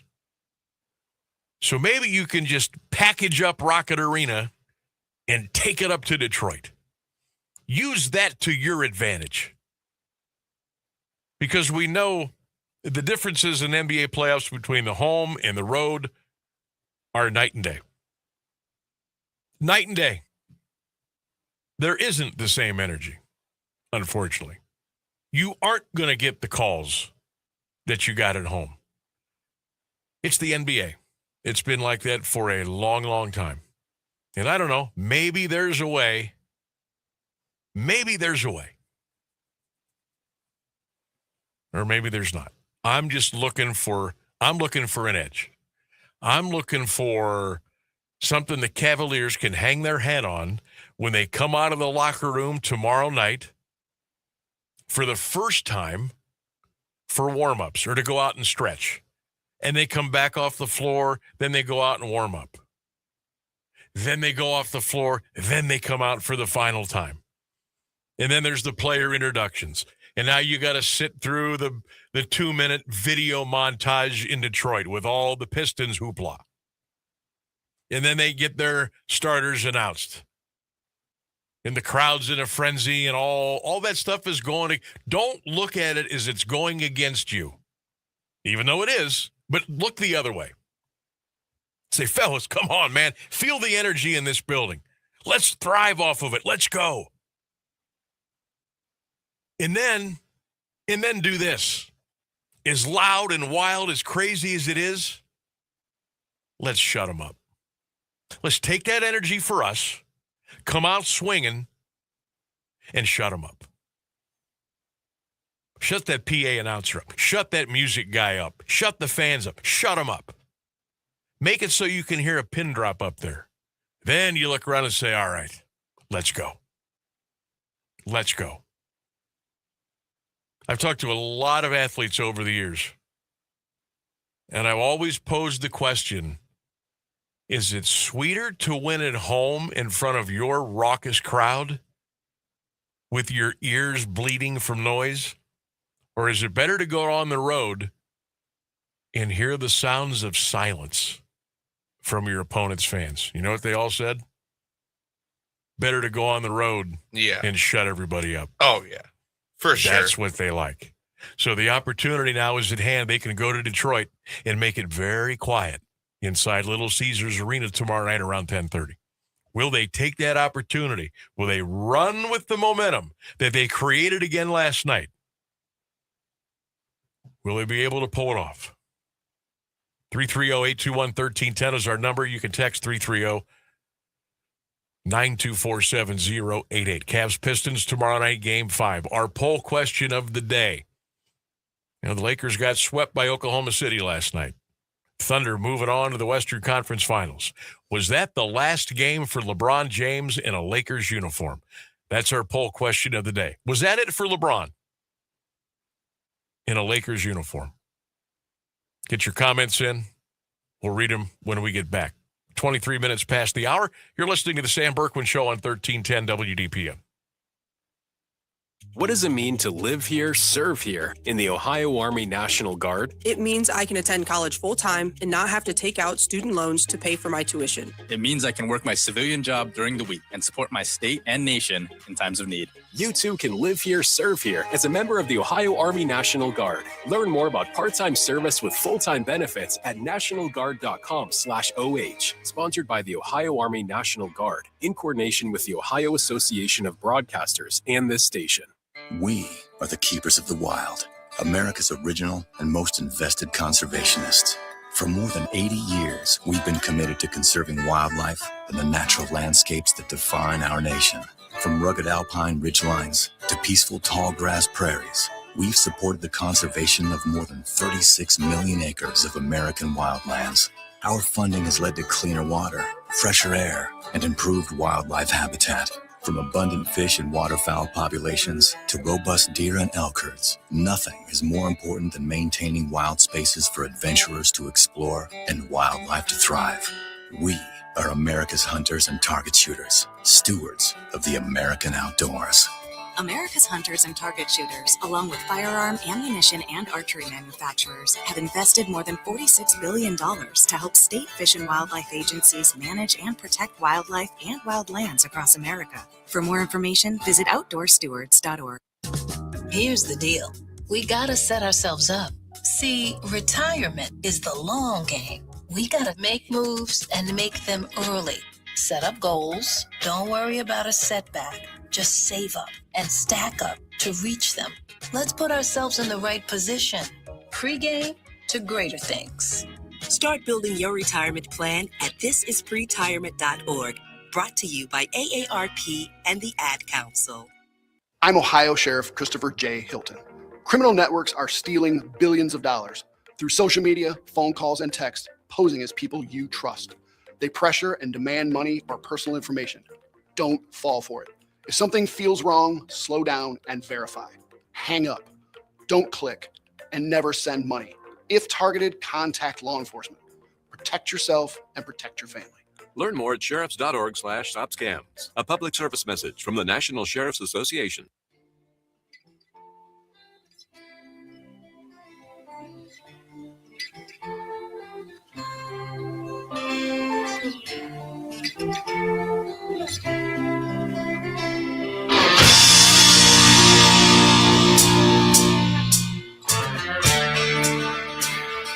Welcome back to the Sam Bourquin Show, 26 minutes past the hour. Phone line's always open for you at 330-821-1310. Text line 330-924-7088. Cavs Pistons tomorrow night, Game 5 in Detroit. We have a tip time, 8:10 tomorrow night. Cavs win tomorrow. Oh, we can wrap it up. We can wrap it up on Friday night in Cleveland. Cavs lose tomorrow. We've got to win in Cleveland on Friday. And then it would be back to Detroit on Sunday. I think it's simple. I think we have to win tomorrow, period. I'd almost approach tomorrow like we approached last night. Tomorrow is Game 7 for us, period. That's what I'm saying. Go in there and start throwing haymakers and see what lands. Because if you can win tomorrow night, come back home Friday, well, that place will be on fire up there. Wonder what the get-in price would be for that game on a Friday night. Oh, I just think you'd have the Guardians and the Reds across the street playing at the same time. Oh boy. God, the parking. They'll be getting $100 for a parking spot on Friday night if that comes to be. Well, it is going to come to be. There is going to be a Game 6 Friday. You may want to start walking to Cleveland now. You might want to start walking now. I mean, if the weather's nice, the Guards and the Reds, that'll draw. I don't know what the weather's going to be like. That'll draw 26,000 maybe. And you get the Cavs going. Oh my goodness, that'll be fun. All right, it is time for Sammy's Best Bet. We do it Monday through Friday at exactly 4:29 here on the show, 1310 WDPN. Oh, last night was a stinker. We had over 8.5 with the Mariners and the Astros last night. That one never had a chance. It was a 3-1 final, so obviously nowhere near the total. So we're going to get off the over-under train right now, and we're going to get on a train to somewhere we have not been since we started doing this on the show. You guessed it. We are going to drop the puck tonight. Yes, sir. We're going to go NHL Stanley Cup playoffs, and we're going to go Western Conference semifinals, the Anaheim Mighty Ducks and the Golden Knights of Las Vegas. Total in this one is 6.5. We're not going there. The money line tonight is the Golden Knights minus 155. A little bit of money coming in on Vegas the last couple of hours, so that worries me a little bit. But this series is tied at 2. And Vegas can score like you've never seen a hockey team score before. They are very good at home. Las Vegas loves this team because it's their team. They didn't come in from anywhere. It was an expansion franchise. They love their team. They get into it. T-Mobile Arena rocks when the Golden Knights are on the ice. I like them tonight. I like them just to win. We're not giving a certain number of goals or anything. We're going to just play the money line. We're going to play the Las Vegas Golden Knights to win over the Mighty Ducks of Anaheim tonight. That's Sammy's best bet. And I got to be 100% honest. You know why I picked this game tonight, Rainsburg? Look at those logos. Oh, I know. Are those not awesome? They're very good. Huh? I said, that's going to be a good visual for the screen. Wanted to get a good graphic for those ones. So that's another reason why I'm going to do that, which, yeah, do that. Okay. Might be a good night to fade me. Let's go. Ducks, Golden Knights tonight. We'll take Las Vegas to win. Sammy B's best bet. News and weather coming up. Here's the latest news on AM 1310 WDPN. Good afternoon. It's 4:30. Consumer prices rose 0.6% in April, driven by rising energy prices and increases in the cost of housing, furniture, airfare, and clothing. Compared with a year ago, prices are up 3.8%, matching expectations. Core prices, which exclude volatile food and energy prices, rose 0.4% compared with the previous month. For the year, core prices are up 2.8%, comparing with expectations of 0.3% for the month and 2.7% for the year. The U.S. Supreme Court Monday voided a lower court's order for Alabama, paving the way for the state to drop one of 2 congressional districts ahead of the midterm elections. The court ruled it unceremoniously discarded the district court order that barred Alabama from using a 2023 congressional map on the basis the map violated Section 2 of the Voting Rights Act. Alabama had argued its case mirrored Louisiana's, and they wanted the same outcome, adding their goal was to prioritize policy and not racial considerations. The court ruled May 4th a largely black U.S. House district in Louisiana was an unconstitutional gerrymander based solely on race. Eileen Wang, the former mayor of Arcadia, California, admitted to acting as a spy on behalf of China. Per the New York Post, the federal plea deal unsealed Monday showed Wang agreed with prosecutors she worked with the People's Republic to boost propaganda with a fake news website on U.S. soil between 2020 and 22. She was elected to Arcadia City Council in November of 2022. The plea deal further stated Wang's spy master had ordered the website to publish an essay dismissing accusations of genocide and forced labor in the Xinjiang region. Another admitted case had Wang replying, "Thank you, leader," when her boss complimented the number of page views on published propaganda. Man opened fire at random cars in a Massachusetts roadway Monday, leaving 2 men with life-threatening injuries. Tyler Brown allegedly fired 50 to 60 rounds as he walked down Memorial Drive in Cambridge. Massachusetts State Police and Cambridge Police arrived as Brown was firing at stopped cars. 2 men were struck. A state trooper in his cruiser and a Marine licensed to carry a gun also arrived and shot Brown multiple times. He's receiving care for gunshot wounds to his extremities. Brown has a lengthy criminal history and was scheduled to see his parole officer Monday after the officer allegedly became concerned about his well-being. Fired 13 rounds at Boston police in 2020. The district attorney recommended Brown serve 10 to 12 years, but a judge sentenced him to 5 to 6 years. New poll revealed 42% of Democrats believe the 2024 assassination attempt on President Trump in Butler, Pennsylvania was staged. They said they believe the attempt by Thomas Crooks was fake, according to a YouGov poll. 34% also believe the recent attempt by Cole Allen at the White House Correspondents' Dinner was staged. 26% of Democrats said the same of Ryan Roth's attempt at Trump International Golf Course in Florida in September 2024. 21% of independents believe the Butler shooting was staged. 23 and 14% respectively believe the Correspondents' Dinner and golf course attempts were staged. 65 degrees at 4:33 for WDPN News. I'm Clint Marshall. Here's Mark Johnson's forecast on AM 1310 WDPN. Afternoon highs today on the mild side. Feeling good if you want to get outside like springtime. Middle and upper 60s. Clouds on the increase. Overnight, we'll see a few isolated evening rain showers. Better chance for rain and maybe some thunder after midnight. Our low in the middle 50s. I am Mark J. Weather from 3 News.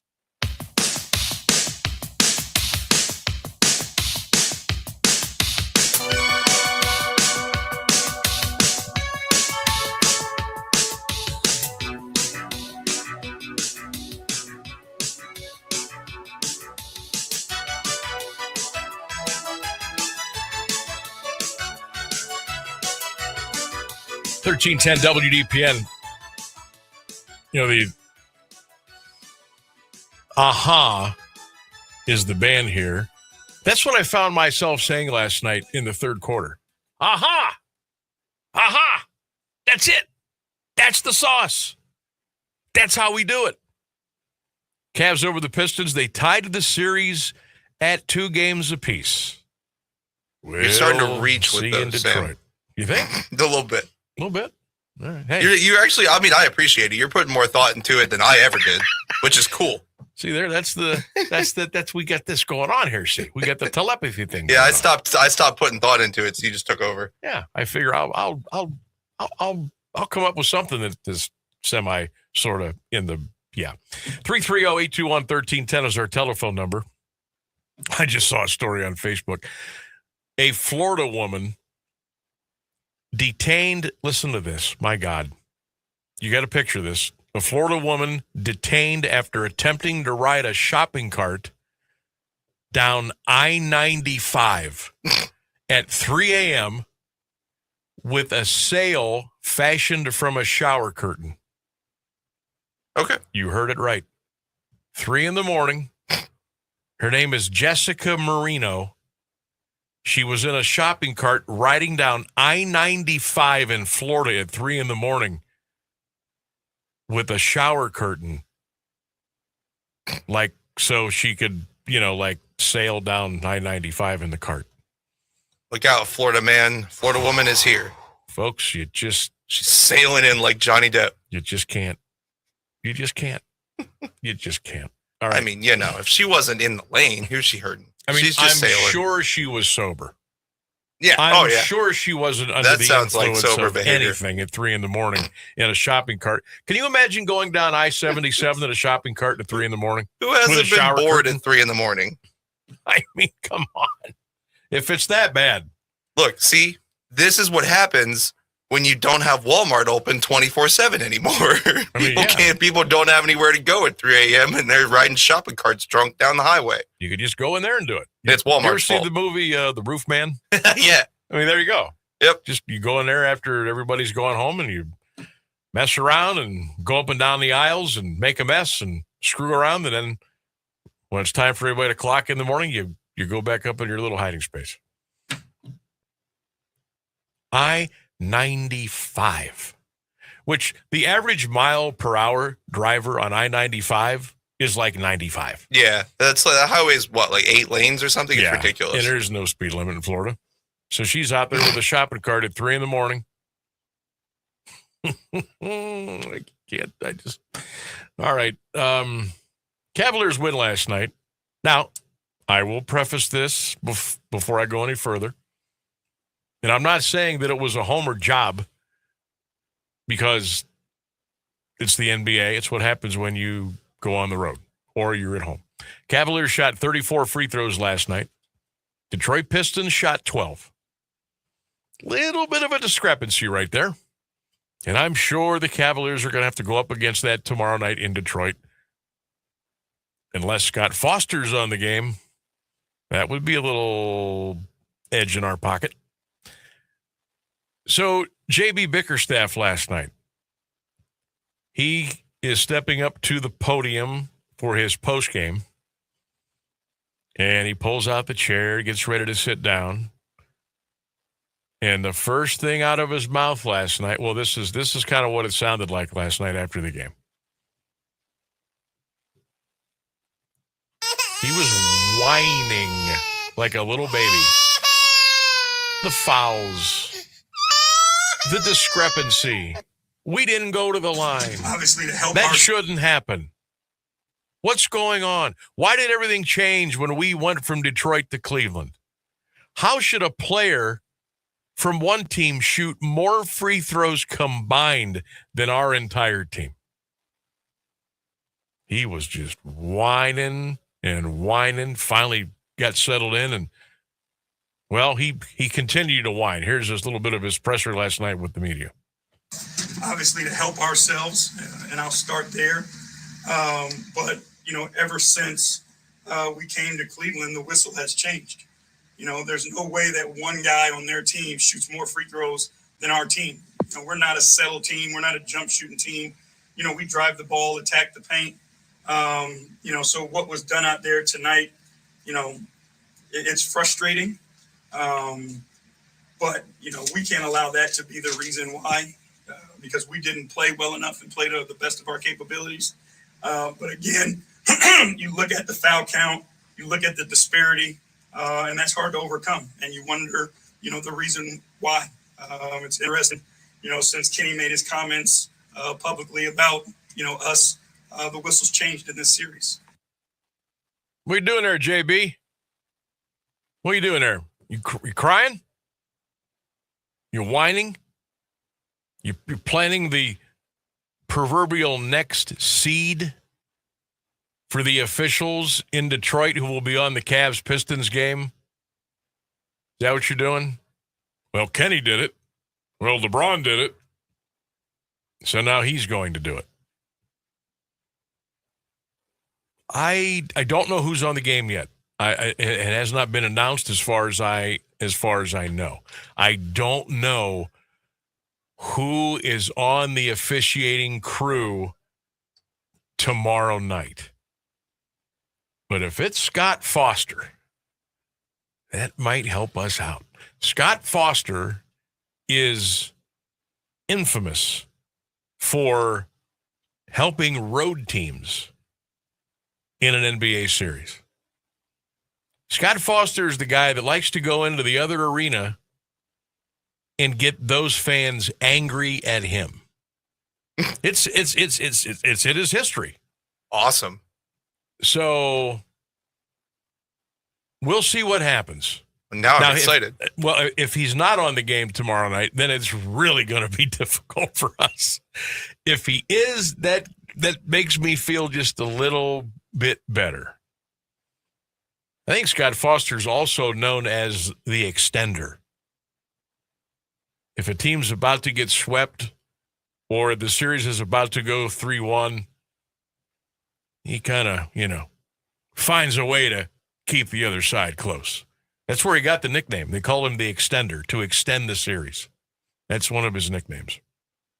So we'll see what happens. Regardless of who's on the game tomorrow night, Cavs are they're going to have to fight that a little bit. Although the Cavs did shoot a lot of free throws in Detroit, game 2. So it wasn't like, it wasn't like Detroit shot 30, 40 more free throws than us in the first 2 games and then it switched. We actually shot a pretty good amount in game 2. Game 3 wasn't crazy discrepancy. Last night was 34-12. But again, I guess you got to go back and you got to watch the whole game. And was Detroit being aggressive? Were they being careless with the ball? Did the Cavs, did they initiate more contact by going into the paint over the 2.5 hours last night? Who knows?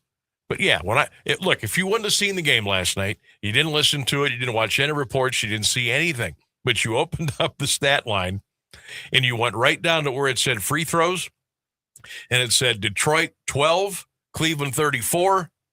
What's the first thing that's going to come through your mind? You're going to say, see, NBA officials, home team, see. That's the first thing you're going to look at. So we'll see what happens tomorrow night. Hopefully, the Cavs can stick to the amount of turnovers they've been putting up these last 2 games, too, because it's way less. Yeah, Cavaliers. Even Harden, especially. Holy, good job, Harden. You only had 2. Mobley had more turnovers than Harden. That's crazy. Cavaliers have been taking care of the ball a lot better. Now, they'll have to continue that tomorrow night. I saw a couple of lapses last night, but not, we weren't playing giveaway like we have been. So that was good to see. And maybe one of the most glaring stats last night, obviously Donovan Mitchell's 43. Obviously the fact we shot 34 free throws. How about the fact that we hit 30 of the 34 free throws? That is almost 90%.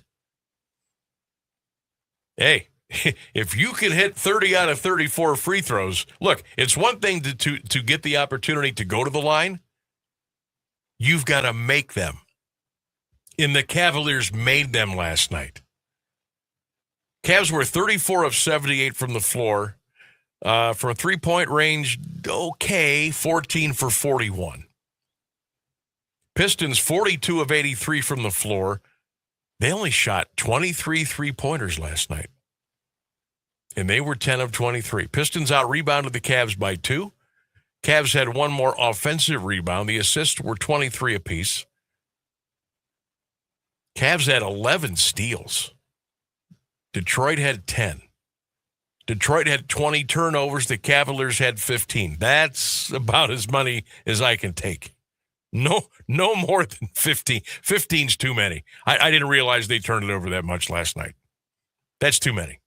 Yeah, I was just looking at their individual turnovers, and then I switched over here and it was less. Turnovers for Detroit, 20, and I'm sure JB is not happy with that. Now, points in the paint. Detroit, 50. Cleveland, 34. Points off turnovers. This is always a big stat. Cavs, 25. Pistons, 20. Fouls. Detroit, 27. Cleveland, 15. So they had 12 more fouls. 12 more fouls, and the Cavaliers shot 22 more free throws. Cavaliers win 112-103. Game 5 tomorrow night. What's the line? Pistons minus 3.5. Total 212.5. What do you think, Rainsburg? Would you take Detroit minus 3.5, or would you take the Cavaliers plus the points? So that would mean the Cavs are going to win by 3 points? No. If you take Detroit minus 3.5, that means they have to win by 4 or more, or you lose. If you take the Cavs plus 3.5, the Cavaliers can lose by as many as 3 or less, and you would still win the bet. I could see that. I would take that. That's a bet that, yeah. Who you like? No, the Cavs +3. I could see. You like I could see them almost winning and still just kind of. Oh. I want them to win. I really do, but I don't have a lot of faith in them in Detroit. Well, take the 3.5. Yeah, and see what happens. And if you win, double bonus. You win money and your team wins. There you go. The other way to look at it is the Cavaliers lose by 3 or less, but you still win money. Yeah, you don't lose. So that's about where I thought this is right where I thought it was going to be. I thought around 3 or 3.5. And that's where it's at. Let me see. Let me open up. Let me go a little bit further into this and see if there's been any crazy movement here. Oh, well, you know what? This thing, this is typical Vegas. This thing opened up at 3.5. It got bet down to 3. Then it went all the way to 4.5. And then it bounced back down to 3.5. So there has been a lot of money coming in on both these teams, and that's exactly what Vegas wants. Keep the books even. That's interesting, though, that the initial line came out, Cavs money was coming in. And then it got bet up so far to 4.5 and had to come down a little bit. I think everybody probably got really excited after last night's game, went bet on the Cavs, and then had a moment of clarity in the morning and was like, oh, wait a minute. It's not that guaranteed. They're in Detroit. Interesting. All right. We'll keep our eyes on that. All right. Let's hear a little bit from Kenny. I'll save James Harden and Donovan Mitchell for a little bit in the 5 o'clock block. But let's just hear a little bit from Kenny Atkinson last night, head coach of the Cavaliers, after the wine and gold, wearing blue, beat the Pistons last night and tied the series at 2. 24-0 run to start that second half. What changed for you guys, and what was working for you guys? It was a halftime speech, of course. Absolutely not. We thought we were playing good basketball, right? And we're had a deficit, but we thought we were in a good place. I think the switch was we had to play with more pace. We were getting the ball up so slow. They were getting their defense set, and that was the big thing. We hit them with the halftime. We got to get the ball up quicker. If their defense is set, they're a great half-court defense team. And I think, Donovan started to get in the open court. That's when he's at his best. I thought that was key.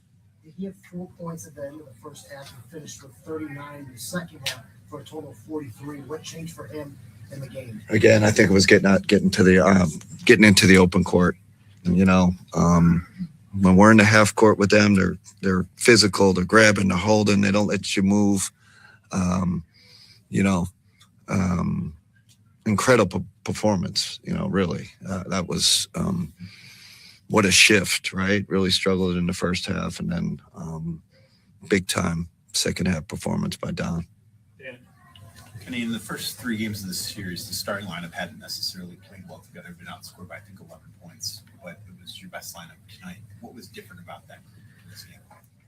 I thought Dean Wade took his defense to another level.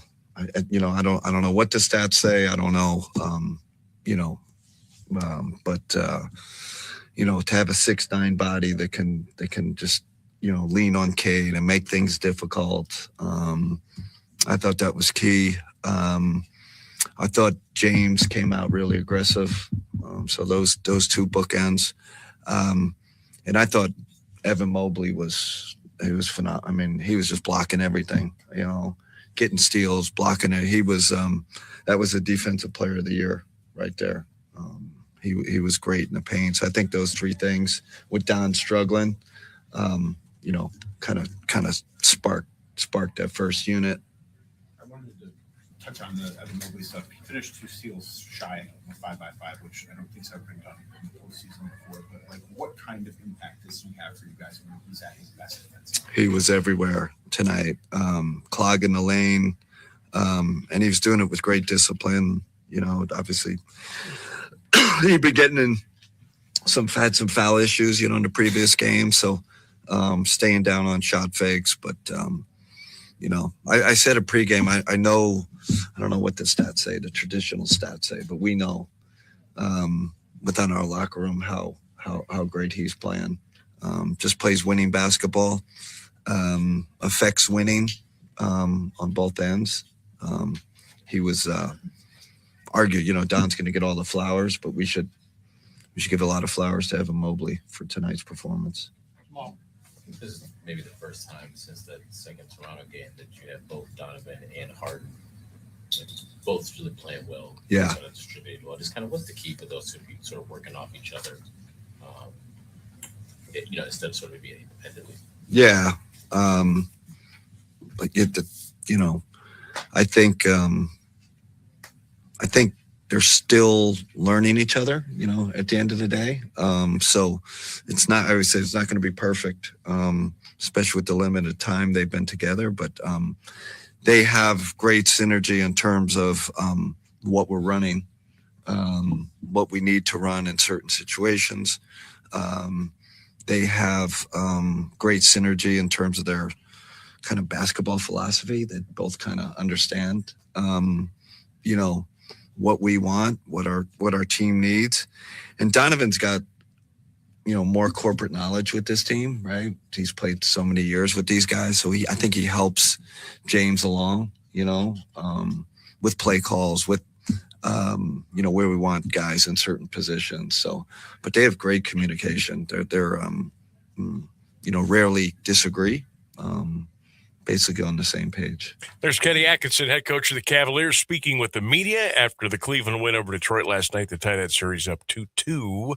Game 5 in Detroit coming up tomorrow, a little bit after 8 p.m. We'll step away.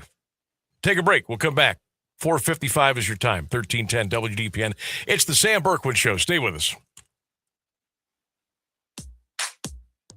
Teachers are dynamic leaders, shaping a new generation. They bring a variety of perspectives from diverse backgrounds, innovating how they teach to prepare students for our fast-changing world. Achieving this takes skill and expertise.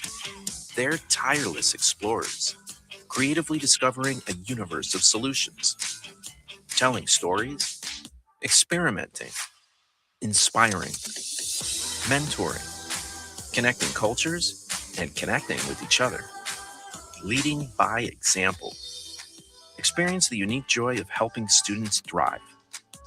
Teaching is a journey that shapes lives. Are you ready to begin? Explore teaching at teach.org, a campaign supported by the U.S. Department of Education, teach.org, and 1 million teachers of color. We asked parents who adopted teens to share their journey. If you build a relationship, then it becomes easier. If you build trust, it becomes easier.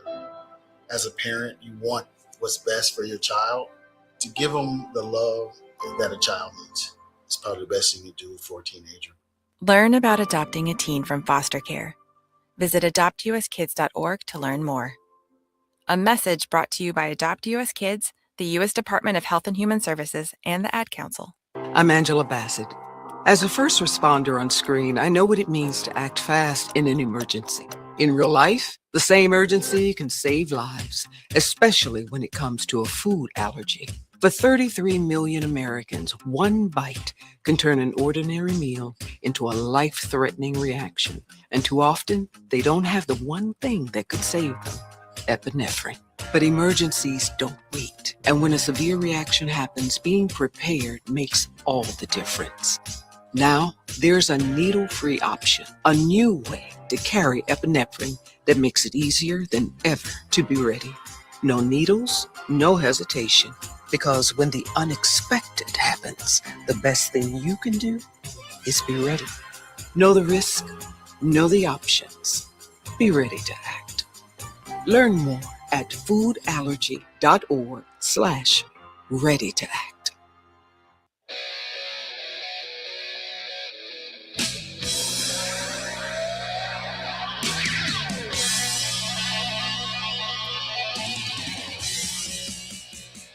Clint Marshall standing by in the 1310 WDPN newsroom. That'll be coming up here in less than 3 minutes. Sam, Cavs are by far the more talented team. I hope there isn't a referee show tomorrow night. Sam, which superstar do you trust more, Spida or Cade? That's who you bet on. Cade did not play well last night. Donovan played very well last night. Can Donovan do that on the road? Remember, Cade Cunningham's going back home.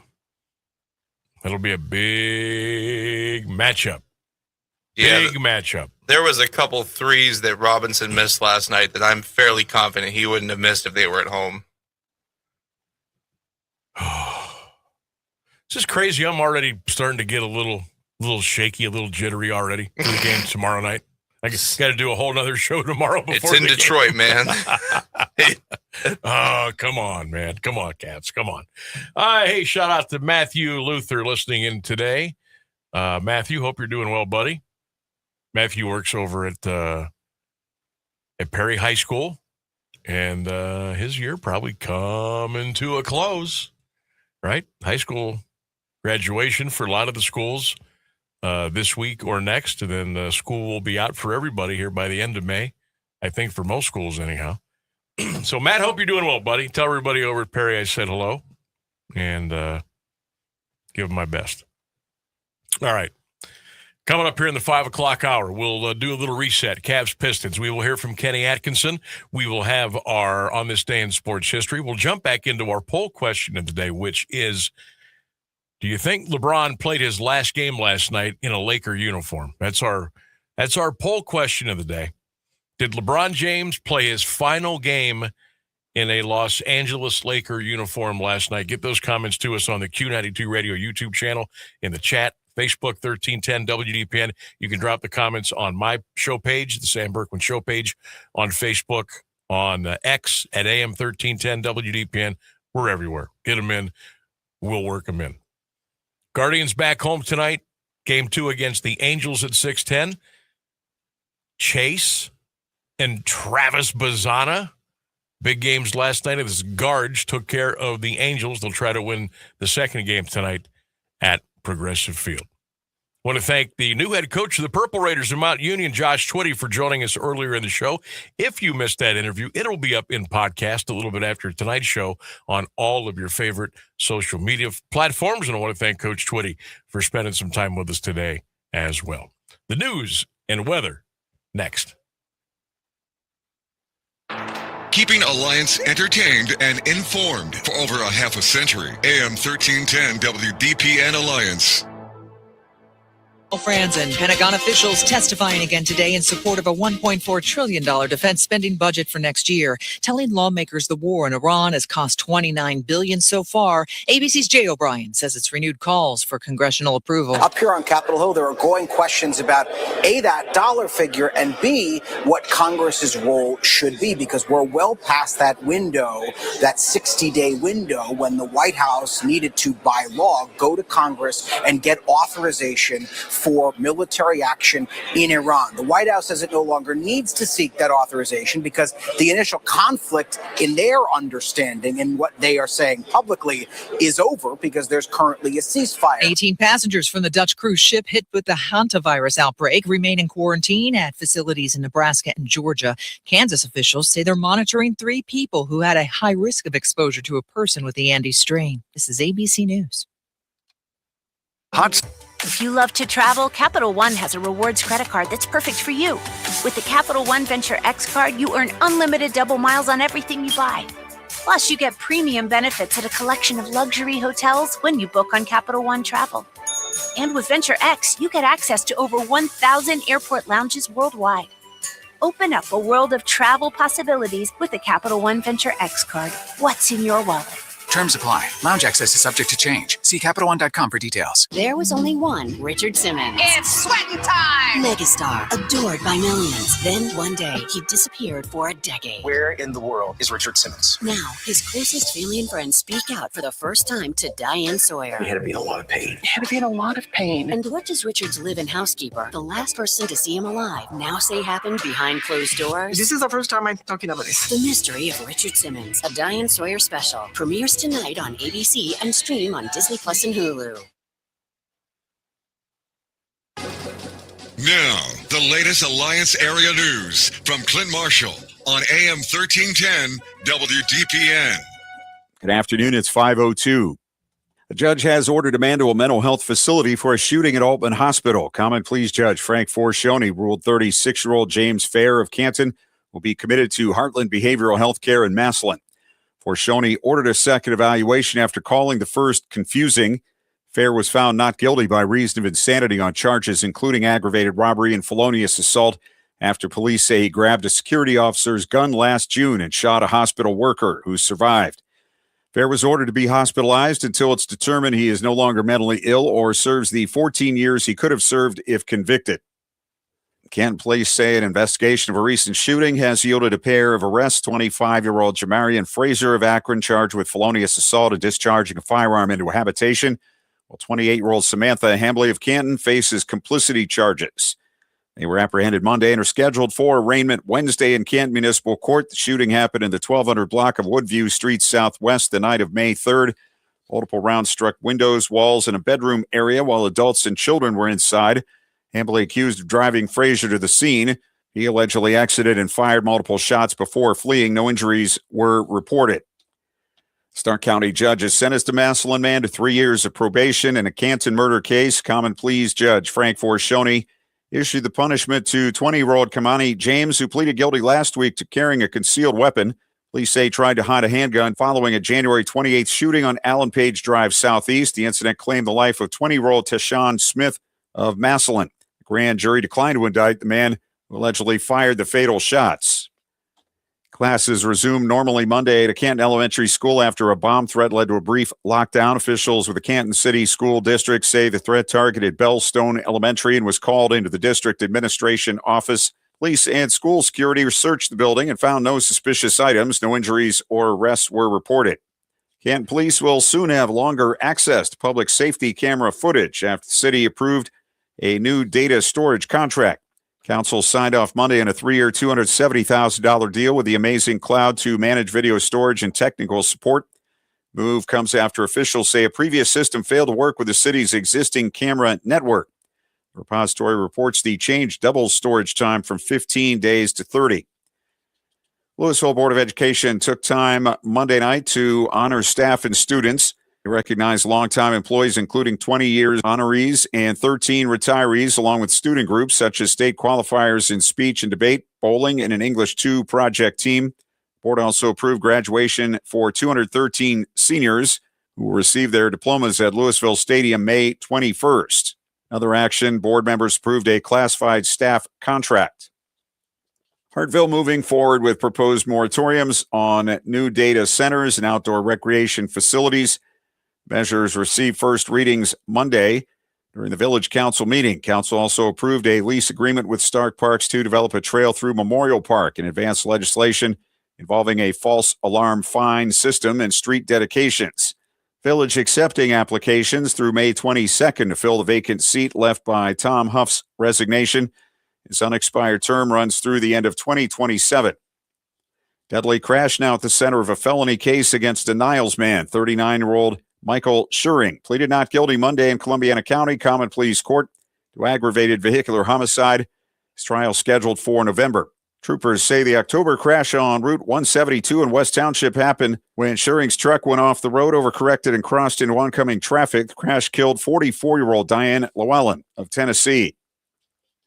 Voters in Sebring will be asked to support a road levy on the November ballot. Monday, Village Council approved a resolution requesting the Mahoning County auditor certify how much revenue would be generated by the additional 5-year, $1.5 million tax. Another Business Council adopted new regulations for temporary storage units, shipping containers, and large capacity dumpsters. Lawmakers also approved a 30-day extension of a contract with solicitor Jerry Yost. New agreement expected at the May 28th meeting. Highway Patrol investigating an overnight crash in Hubbard Township that left one man dead. A pickup went off Mount Everett Road just after midnight, struck several trees and overturned. Troopers say a passenger, 31-year-old Brendan Nichols of Youngstown, was ejected. He died at the scene. 3 other people, including 2 juveniles, were also in the vehicle. None of the occupants were wearing seatbelts. Youngstown has now recorded 6 shootings this year after a woman was shot early today. Police say it happened around 3 o'clock on St. Louis Avenue on the city's south side. Few details have been released. The woman's condition was not available. Police continue to investigate. 64 degrees at 5:07. This is the local edition of WDPN News. I'm Clint Marshall. This weather is brought to you by Grove Appliance Furniture and Mattress. Local, trusted, and family-owned for 90 years. With a huge selection of appliances, furniture, and mattresses to go with unmatched customer service.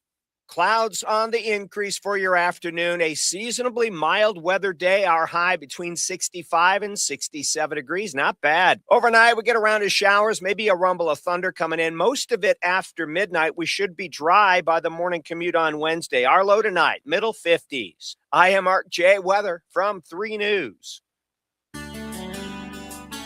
Rediscover the comfort of home with Grove Appliance Furniture and Mattress, your hometown spot for comfort, quality, and style. From sleek new appliances that make life easier to furniture that actually fits the way you live, Grove helps you create a space that feels like home. And with hundreds of fabric options, you can make it completely your own. Don't forget about their design center. If you're looking for a complete overhaul, they can help you with all of it, from cabinets and countertops to backsplashes and sleek appliances.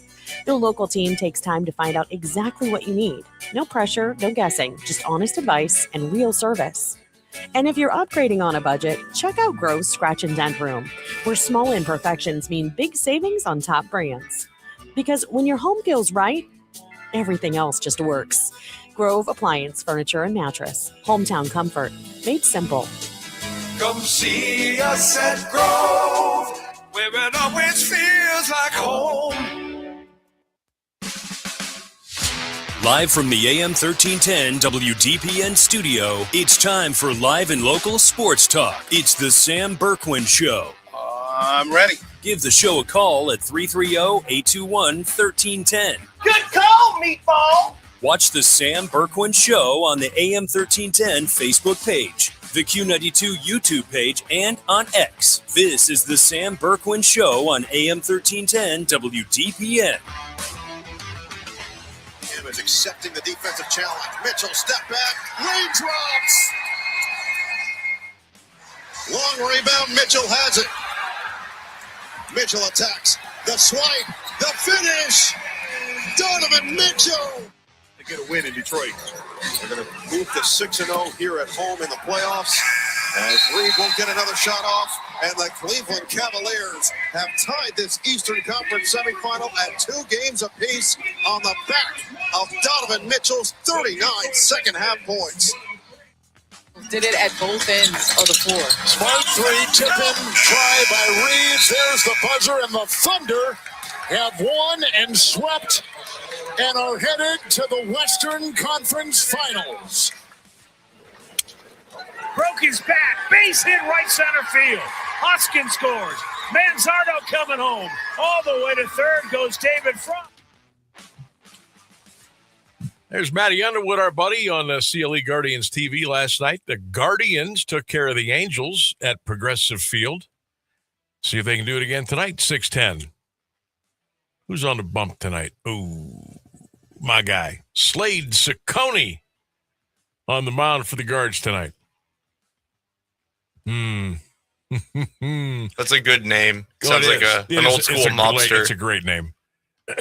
Unfortunately, Slade is not pitching very well. He's 2-4 on the year with a 6.15 earned run average. Guardians are minus 135 tonight on the money line. Probably stay away from that. Let's see if they can get a win and keep her going. Tomorrow, Angels Guardians play at 1:10. So that'll work out good. We don't have to go back and forth tomorrow night between the Cavs and Guardians. We can watch or listen to the Guards tomorrow afternoon. Then we can watch or listen to the Cavaliers tomorrow night.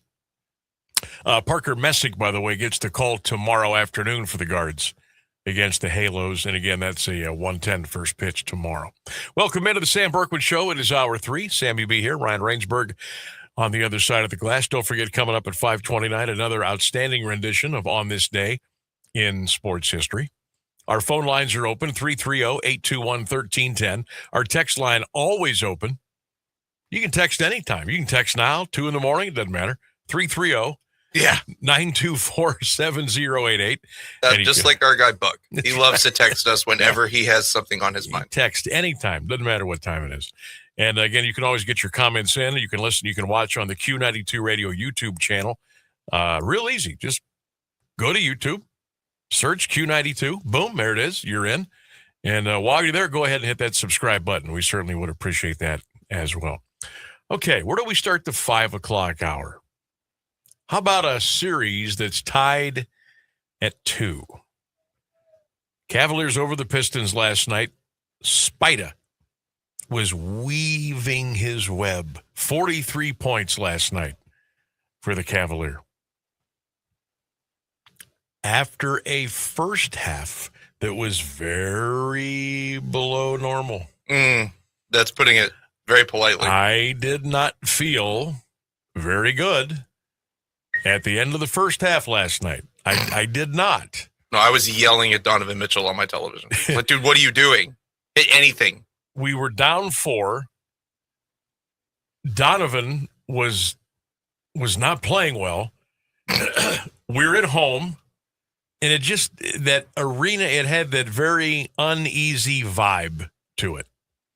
And I hate it when it's like that at home. When you're at home, it's supposed to be jovial, exciting, loud, heart-pumping, momentum shifting. It just didn't feel good.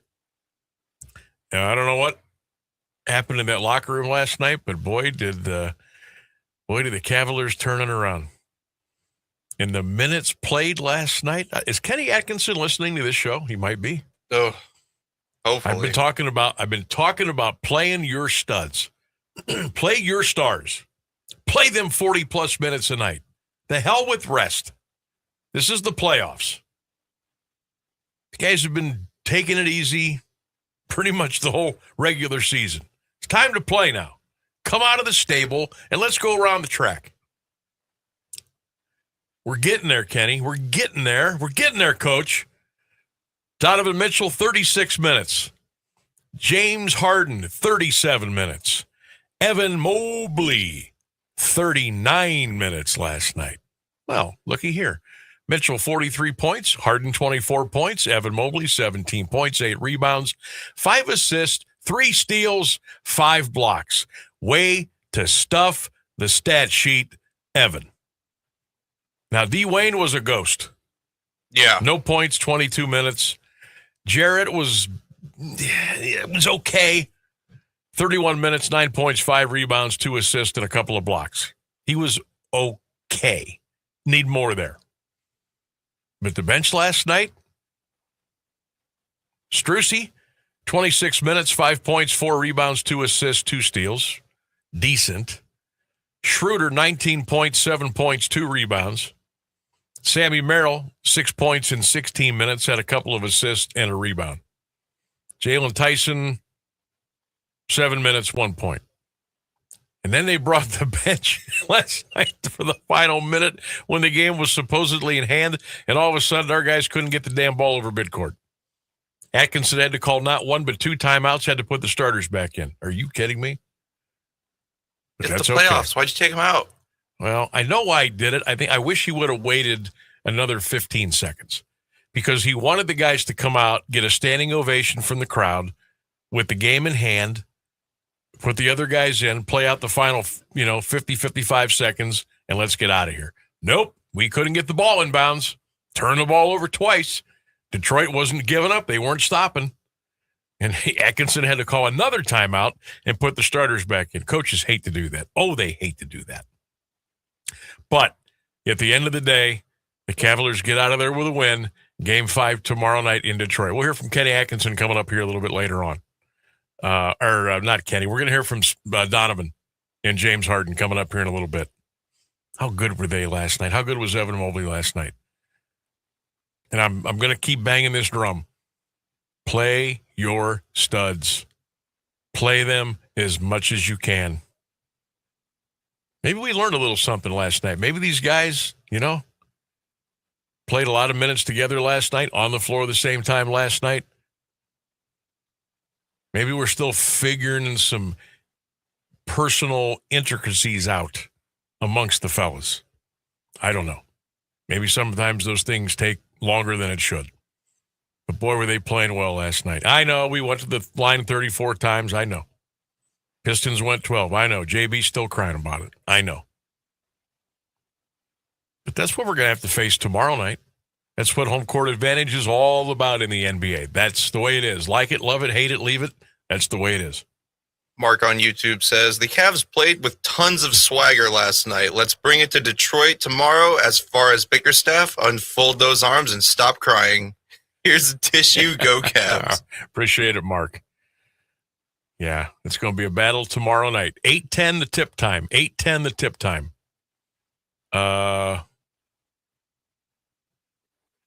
Let me check. I believe this is, where is this game tomorrow? Okay, ESPN.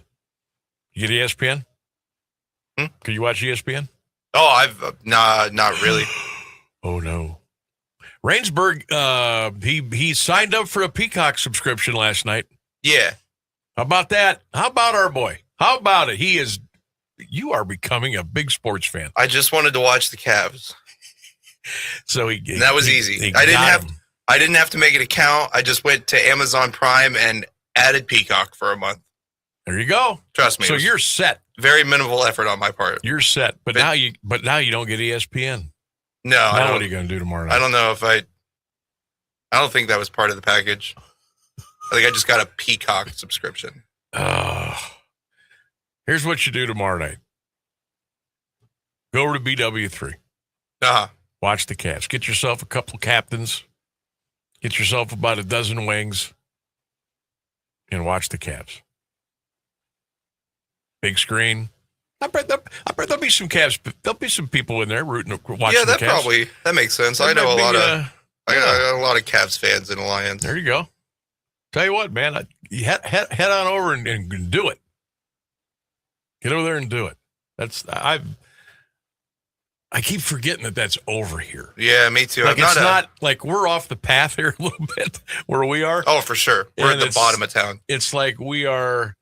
Some days I feel like we are a half an hour away from State Street. No, not even close. But yeah, but it feels like it. Mm-hmm. But we can get there in what, 8 minutes? State Street's 5. Really? Mm-hmm. How fast you just are you driving? You go down to the end of Smith, you make a right, you make a left at the first light, and you're at State Street. There's like 2 lights on Sawberg. Maybe I'm going the wrong way. Probably. Imagine that, me geographically challenged. Are you coming over to like Union when you go up to get? You know what I do? I'm embarrassed. That's right. You use the highway. I get on the highway. Yeah. I get on Beeson. I get on 62 West, and then I get off on State. But maybe if I do the Sawberg, that'll chop a couple of minutes off my trek. No, because you don't have to go all the way down to the highway, and then you're going faster, and there's no lights. But I've never subscribed to the notion that it's easier to get down from State Street to the bottom of town by using 62. But that's just me personally. Yeah, you might be right. I might be doing the wrong thing there. It feels slower to me, but that's, it may not be. It's just, there's so many lights on State. Yeah, State's bad. If you're going from one end of State to the other, you want to use in-town bottom roads. Yes. But if you're just trying to get from one side of town to the other, then It's like Tusk. Mm-hmm. Like when I take our son to school at the Central Cat, and it's like Tusk. You can't win. You can't win. No, nobody knows how to drive on that road. There have been days where I think, okay, I got it. I got these lights timed out exactly where I'm not going to have to stop for one time. And no. Oh, it's deliberately designed that you can't do that. All of a sudden, the old caution light, and I go, should I speed up or should I slow down? And that road's in such bad shape anyway. I usually just slow down. Sam Bickerstaff is trying the same psychology on the referees that Atkinson did. He's trying for even more of a home court advantage tomorrow night. 100%. Yeah, I said at the beginning of the show, we got to beat the Pistons. We got to beat the crowd. We got to beat the officials. We got to beat the DJ. We got to beat them all. Got to beat them all tomorrow. Got to beat the PA announcer. Got to beat the PA announcer. John, he is one of the best PA announcers in the NBA. Forget his last name, doggone it. But I know it's John. And he is a very colorful character. I've heard him do the PA announcements because I've been to games in Detroit. He's good. He is really good. So yeah, we're gonna have to beat them all. I wonder if Dan Gilbert's gonna take up a bunch of buses of Cavaliers season ticket holders again tomorrow night. Remember he did that. He did that game too. Yeah, and paid for everything: tickets, tailgate party, the transportation. I wonder if he'll take another big group. I think that would be kind of cool if he did. Maybe for the maybe for the season ticket holders that couldn't go last time, maybe they can go this time and go up there and whoop it up, because it'll be a noisy place tomorrow for sure. 24 minutes past the hour. We'll step away. We'll come back and we'll get you ready for On This Day in Sports History. Coming up here in a little bit, we'll hear from Donovan Mitchell and all about his 43-point performance last night as the Cavaliers even that best-of-7 series up at 2 games apiece. Phones are open. The text line is open. The comment is open. The chat is open on the Q92 Radio YouTube channel. Take advantage. We'll come back.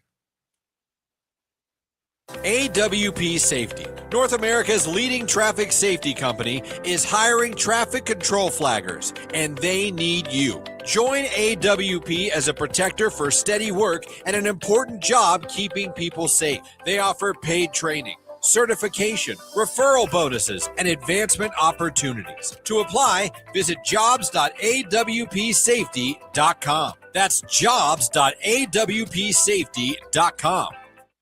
And we're live here outside the Perez family home, just waiting for and there they go. Almost on time this morning. Mom is coming out the front door strong with a double-arm kid carry. Looks like Dad has the bags. Daughter is bringing up the rear. Oh, but the diaper bag wasn't closed. Diapers and toys are everywhere. Ooh, but Mom has just nailed the perfect car seat buckle for the toddler.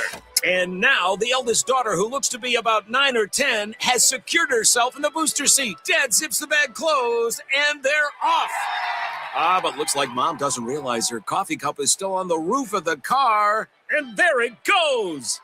Oh, that's a shame. That mug was a fam favorite. Don't sweat the small stuff. Just nail the big stuff, like making sure your kids are buckled correctly in the right seat for their age and size. Learn more at nhtsa.gov/the right seat. Visit nhtsa.gov/the right seat. Brought to you by NHTSA and the Ad Council.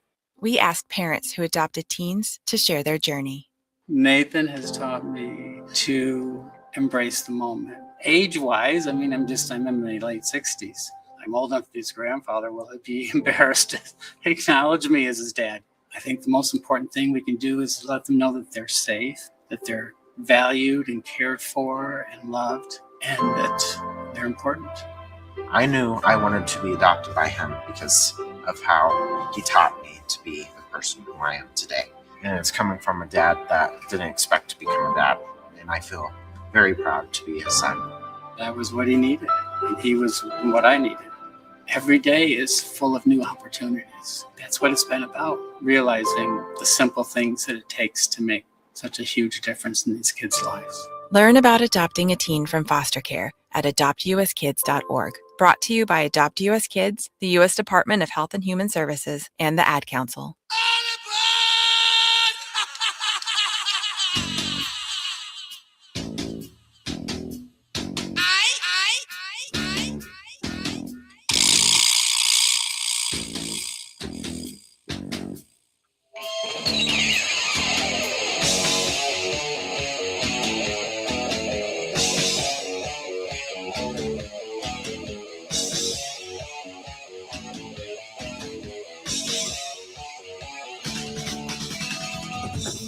$1310 WDPN. Welcome back to the Sam Bourquin Show.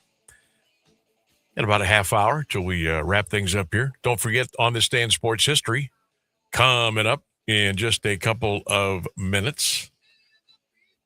Hear from Donovan Mitchell coming up in the 5:30 block. A couple quick notes here from the NFL. The Broncos and Chiefs are going to square off September the 14th in the first Monday night football game of the season.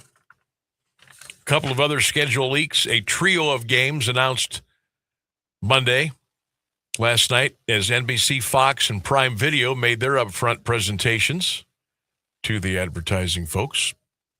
Cowboys are a part of two unveilings Monday, both against NFC rivals. Dallas will visit the Giants on the first Sunday night football. Why do they continually stick the Cowboys and the Giants down our throat on Sunday night football? They're doing it again this year. September the 13th, the Eagles will take on the Giants. That will be on Fox. Bills' first regular season game in their brand new stadium will be against the Lions on September the 17th. You know who the Browns are going to open up against? I got a feeling, because you know how the NFL works. It's all about storylines and cash and viewers. You know what they're going to do? They're going to have the Browns open at home against Kevin Stefanski and the Atlanta Falcons. I think that's what they're going to do. We'll see. The NFL schedule release is coming up here on Thursday night, about 8 o'clock. All right, on this day in sports history, lots of stuff on this one. 1970, Ernie Banks of the Chicago Cubs hit his 500th home run of the season. On this day in 1982, the United States Football League, the USFL, was formed. On this day in 1985, the New York Knicks won the NBA draft lottery. We all know what happened there. 1996, Lance Armstrong became the first cyclist to repeat in the American Tour de Pont. 1997, Larry Bird was announced the new head coach of the Indiana Pacers. On this day in 1998, Mark McGwire of the Cardinals hit a home run at Busch Stadium. It traveled 527 feet. It was the longest home run in the history of that stadium. And on this day, a little Cleveland Indians magic, if you will. Remember our good buddy Asdrubal Cabrera? He just messed around and got a triple play.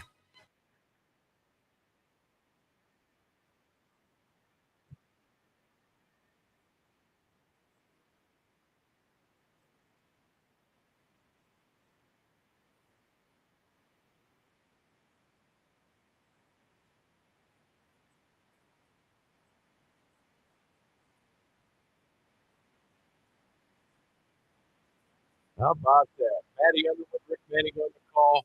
Cabby, we used to call him, as Asdrubal Cabrera, the unassisted triple play. That is on this day in sports history. The news is next. Now, the latest area news on AM 1310 WDPN. Good afternoon. It's 5:30. U.S. consumer prices climbed 3.8% last month compared with April of last year. On a month-to-month basis, April prices were up 0.6% from March. Gas prices rose 5.4%. Excluding volatile food and energy costs, so-called consumer core prices were up 0.4% last month from March, 2.8% from April 2025. Relatively modest readings. Kuwait accused Iran of launching a failed attack earlier this month on an island where China has helped building a port in the Middle East nation. Kuwait said a team of 6 armed members of the paramilitary Revolutionary Guard tried to infiltrate Bubiyan Island to carry out hostile acts. Kuwait said it detained 4 of the men while 2 escaped. Iran did not immediately acknowledge the allegation. The State Department condemning a global pro-migration scheme by the United Nations.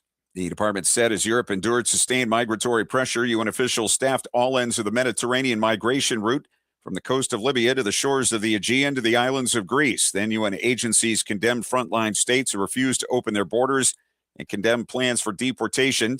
UN officials lobbied aviation regulators to prevent the deportation of migrants, a violation of the UK's national sovereignty. A March study reported immigration has had a negative impact on GDP growth across the Latin American and Caribbean region, while remittances only partially mitigate that effect. The U.S. Supreme Court Monday cleared the way for Alabama to redraw its congressional election map to comply with the court's ruling limiting the use of race in redistricting. The Supreme Court vacated lower court rulings that required Alabama to use a congressional map that included 2 majority black districts out of the state's 7 districts. The justices waived the usual waiting period and ordered the new ruling take effect immediately. The High Court ruled last month in Louisiana race may only be a minor factor in redistricting rationales, not the predominant overriding reason for how district lines are drawn. The High Court ruled federal courts had been incorrectly applying court precedents on the Federal Voting Rights Act Section 2 provisions in a way forcing states to engage in the very race-based discrimination the Constitution forbids. The Administration of Children and Families, a division of the Department of Health and Human Services, will issue new guidance to states to empower parents in their children's daycare options. The guidance will eliminate degree and credit hour requirements for teachers, shifting instead to competency-based standards. Mandatory staff-to-child ratios and group size limits will be replaced. The administration says its goal is to increase parent-directed child care by restoring flexibility to states and encouraging greater use of vouchers. The guidance would change work requirements for married couples under the Temporary Assistance for Needy Families program, which are stricter than for single parents. 64 degrees at 5:33 for WDPN News. I'm Clint Marshall. Meteorologist Mark Johnson has the latest forecast on AM 1310 WDPN. Afternoon highs today feeling better. Yeah, mild. Middle 60s with clouds on the increase. Dry until the evening hours. Now, overnight, we'll see a few evening showers, better chance for rain, and maybe a rumble of thunder after midnight. Our low, 56. From the 3 News Weather Center, I'm Mark Johnson.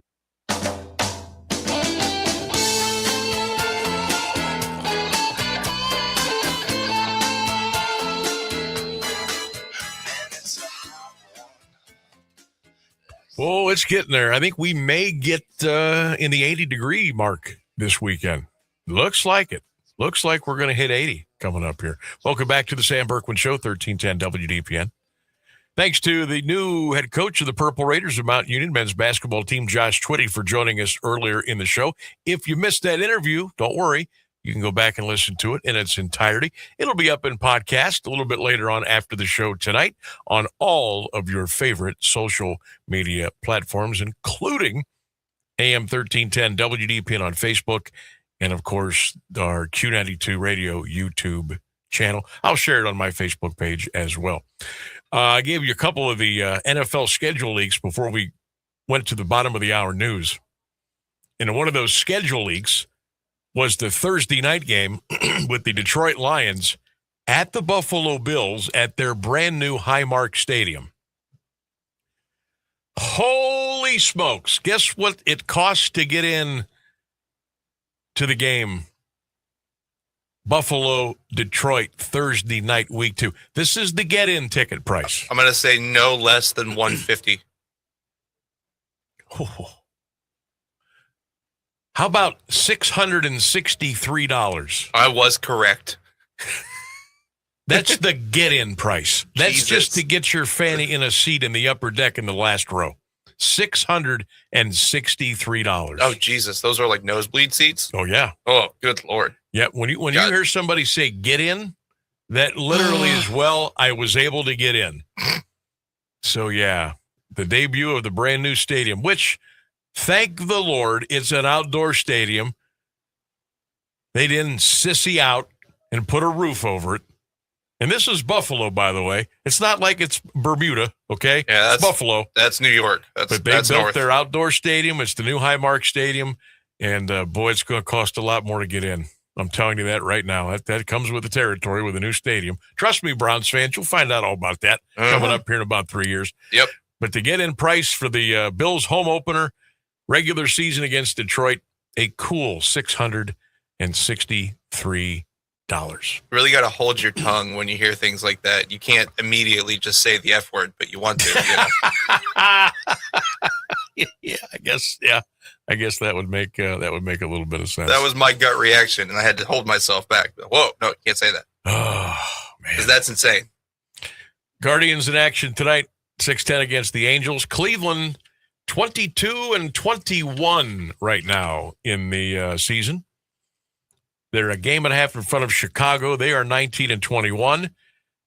Detroit and KC are both 19 and 22. 2 out. Minnesota 18 and 23. The Twins are 3 out in the division. The Angels, by the way, are scuffling. They're dead last in the American League West. They are 16 and 26. They are 6 games behind the Athletics in the division. Well, it's crazy. We talked about this yesterday for a minute. You know, the A's, they're supposed to be in last place. They're 21 and 19, first place. Seattle's 20 and 22, probably a little bit of underachieving so far this year. A lot of people expect them to win that division again. Texas is kind of where we thought they would be, 19 and 22. But then the last 2 teams in the West, great googly moogly. Houston, 16 and 26. Los Angeles, 16 and 26. The Angels and the Astros are both 10 games under 500, and they're both 6 games out already in the division. But remember one thing about baseball, right? What is it? It's a marathon, not a sprint. And we'll see how things play out. We'll see how things play out tomorrow night, right? Game 5 in Detroit. Cavs, Pistons. Cleveland got to go in there and sneak one out of there. Come back home and let's put a bow on this baby on Friday night in front of the hometown crowd. Cavs a winner last night. Spider Miller. Spider Miller. Hey, Spider, how you doing, buddy? Spider Mitchell last night. 43 for the Wine and Gold as they took the Pistons out at Rocket Arena. Here's a little bit of Donovan Mitchell and James Harden post-game last night. A very happy Donovan Mitchell and a very happy James Harden as the Cavaliers tie the series up. Did you go back in the locker room and read Twitter or something like that about your first half? What got into you in the second half?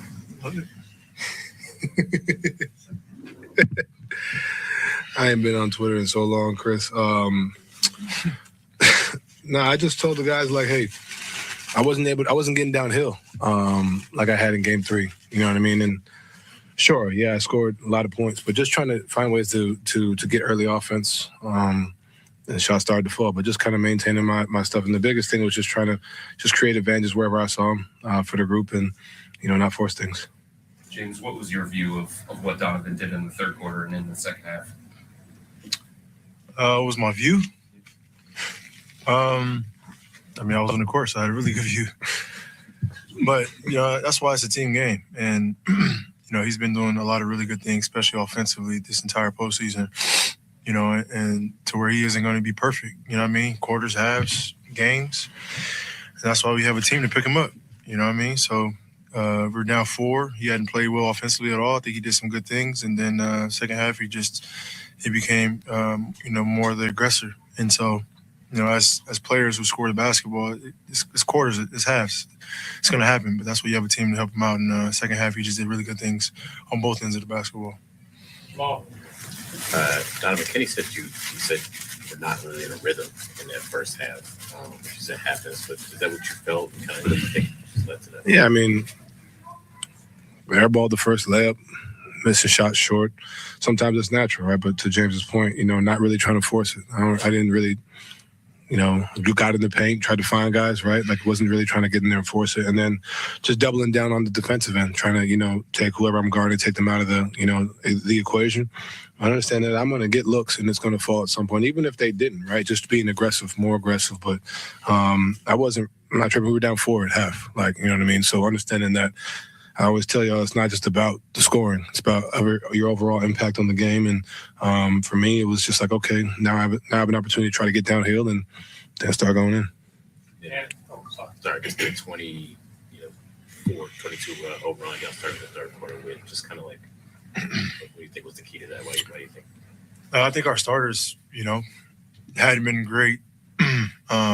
Start the games and start the halves. And tonight was a really good opportunity for us, and we did that. Start the game and start the halves. Particularly on the defensive end, and that's what led to easy opportunities, whether it's threes or layups. Rewarding our bigs, and so we can be on the same page and get off to great starts like that to start the game or half. It's a different ball club just because our energy shifts, and that's how it has to be from here on out. Yeah. One of the things that Kenny mentioned was that you guys played at the faster pace in the second half. How important is pace to what you guys do offensively in this matchup? It's key. It's everything, especially against them. You know, they're a really good defensive team once they're set. But I think pace is speed. It's how fast we are, like getting the ball up the court. But pace is also understanding what the action that we're trying to run and guys get into their spots faster. So our actions the first domino effect can happen earlier in the clock. That way we have time on the back end. So it's a combination of both things. And I think we did that, you know, earlier in the clock, you know, throughout the course of the entire game, which led to, you know, easy opportunities offensively.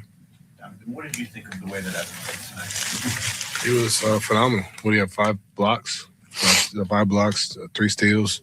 He was everywhere. 8 boards, plus 30. Like, you know, just his impact and overall, you know, I think is something that we feed off of, and especially when you're guarding the ball, just knowing you got a guy down there that's going to protect the rim, and he's done it for us all year.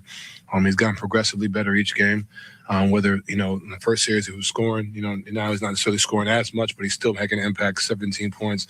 But he's just doing it on every facet of the game. You know, and he's being the initiator on offense too, making solid plays, solid reads. So he's doing it all for us, and he was huge. Joe Reed. Oh. Sorry, what? What does it mean to tie the NBA record for most points in a half? We won the game and we're 2-2 going to Detroit. Everybody let me know that I missed a free throw to break the record, though. I will say that, but again, we're 2-2 headed to Detroit. That was what we came home to do, and that's all that matters. And just you guys had a big run second half against the Bulls on that game 7 to kind of seize control of that game. Just knowing that you guys did that once before, did that help at halftime? I mean, I think we were shooting, 35% from the field in the first half, and we were down 4. So we understood, like, hey, if we could just get some stops and get out and transition and get some easier looks, we'll be in good shape. We were doing a solid job. We just weren't scoring, you know what I mean? And it's not always going to be like, you know, a 22-0 run, right? But understand that if we just get stops and run and give ourselves easier looks, and the ball move was incredible. There was 3 or 4 times the ball's going from corner to wing to top, you know what I mean? I think that, you know, it's any defense, no matter how good it is, it's hard to guard that, you know what I'm saying? So I think, yeah, we have something to pull from for sure, but I think understanding that we were in a good spot, we did a good job of weathering a storm, so to speak, and understand that, hey, like we got some, if we get some good looks and get some stops, we'll be in good shape. Don, I want to make sure I read this correct. It's from StatViews, but Evan Mobley is the first Eastern Conference player since Michael Jordan was 5 assists, 5 blocks, and 3 steals in a playoff game. I know when you look at the box score, sometimes we focus on just points and rebounds, but is there a number you look at that quantifies what Evan Mobley actually does impact-wise for you guys? Yeah, I mean, yes and no, right? Like, this is not all box score numbers, right? Like, there's the game where he I think last game he had, I don't know how many rebounds he had, but I explained the reason why I had 10 was because he was doing his job on the boards, right? He's making it tough on their bigs, him and J.A. But then you look at tonight and what he did showed up on the stat sheet. So I don't just look at the box score and say, okay, this is what he does, right? He does so many different things, and he's capable of having the night he had tonight, right? But he does so much for us. His presence alone deters shots. You don't have a stat for that, you know what I mean? Like him, you know, like at Wemby, right? Like Rudy, like Gobert, like there's guys that just them being there, you know, you force a floater or you force a step back, right? So there's things that him just being there they don't really show up on the stat sheet, but nights like tonight, you see he's done in so many different ways for us, and you know, being a catalyst offensively and defensively, which is great. Joe B. We had some good discussions earlier in this series about foul shots and contact and getting to the rim. I don't know if I've ever asked this before, but what's it like to be on the other side? I mean, you guys got to the line, like double, or even more. So what is that like on a night when you know you had a discrepancy and free those in your favor?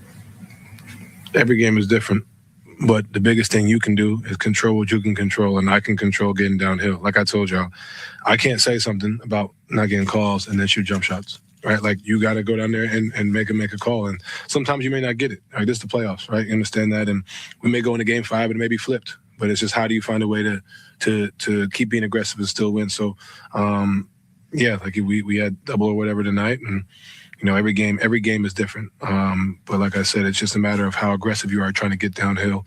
And that was the separator for me, especially in the first and second half. Like I wasn't, pushing the pace like I did in game 3, and just trying to continue to do that and just get downhill. If it's at the rim, it's at the rim. If it's passing, it's passing, whatever it is. But, every game is different.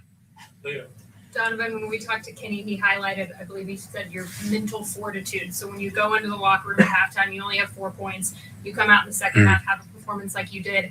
I'm curious, to not get too high or too low mentally when you're not playing the way you want to, is that a learned skill? Is that something that you've always kind of had by nature to be pretty even-keeled, or is that something you think you've had to work on over time to not get too Well, I think that's something that you definitely work on over time. I can't say I came into the league right with that. I can't say playing this guy in the playoffs my first 2 years, I can't say I had that coming into the league, right? You develop that over time. You develop that over wins, losses, and you play so many games.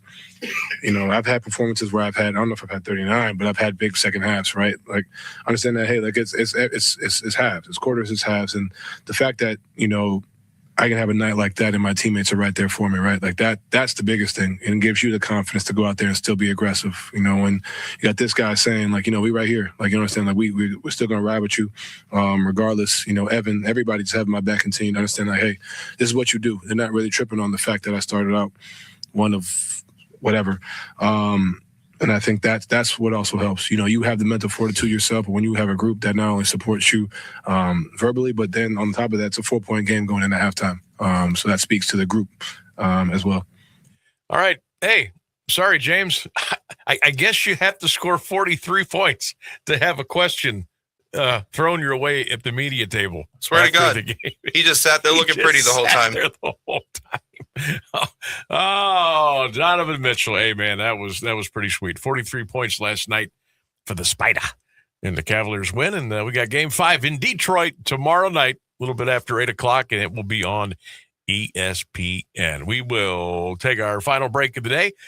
Just about 10 minutes until the top of the hour. You want to squeeze a call in? 330-821-1310. Text 330-924-7088. We got a couple of brand new comments in on the Q92 Radio YouTube channel in the chat. We'll get to those and more coming up. Stay with us. 1310 WDPN.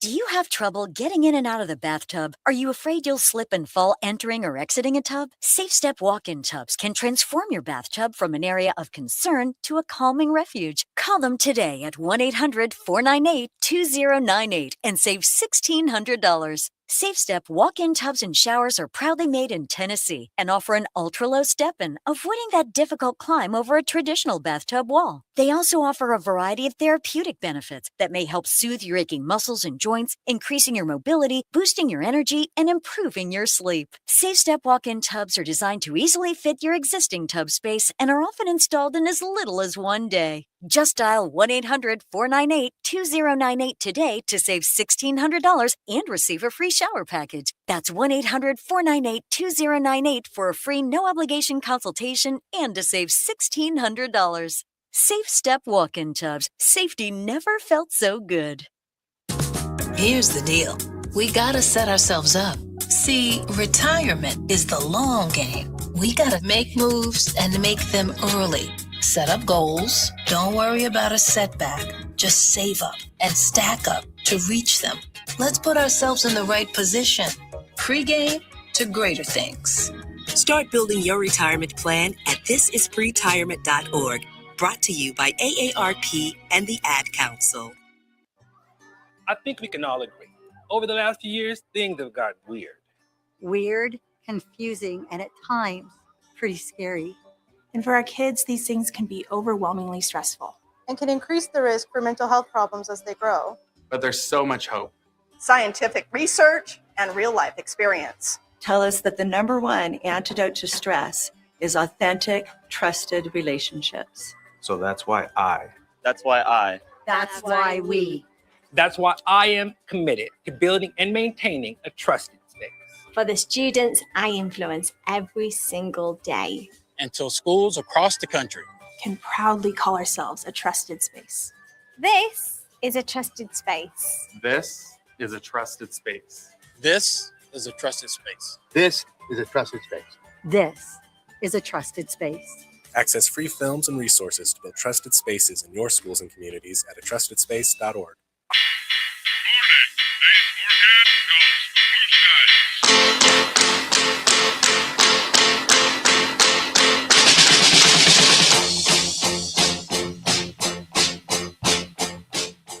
1310 WDPN. Welcome back to the Sam Bourquin Show. We've got about 8 minutes till we wrap things up. The poll question today, if you haven't gotten in on that yet, did LeBron James play his final game in a Lakers uniform last night?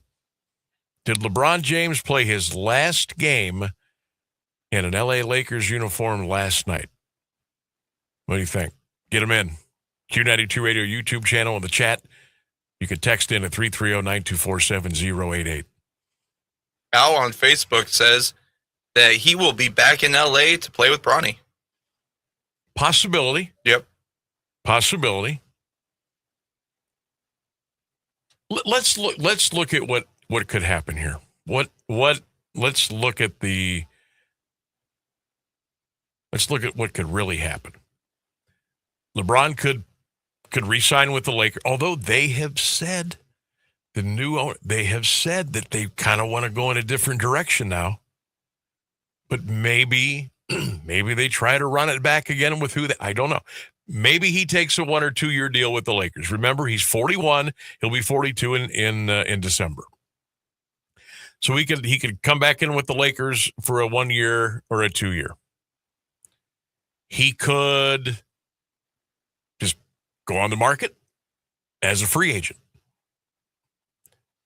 and see what he could get, who would want him, what they're willing to pay, what other teams' salary cap situations look like. Here's the thing with the Cavs. They are strapped. Okay? LeBron would have to, if he would come to the Cavaliers, he'd have to come on a mid-level exemption, vet minimum. They would have to move some pieces around, but it's doable. It would be complicated, but NBA, come on. People figure out how to bend the rules all the time. So it's doable. Maybe he would want to go to Golden State and play with Steph and Draymond and play under Steve Kerr. Steve Kerr's coming back. He signed a 2-year extension to come back with Golden State. I don't think he would go back to Miami. I don't think. Would he go to a team like New York? I mean, how many viable options are there? Because you have to count the cash part of it is part of the equation. Could he come to Cleveland? Could it work financially? Yes. Could he stay in LA and play for a year or two? Yes. Does LeBron want a retirement tour? Probably. He'll say no, but I think he does. Would he want to bring Bronny with him and play with the Cavs?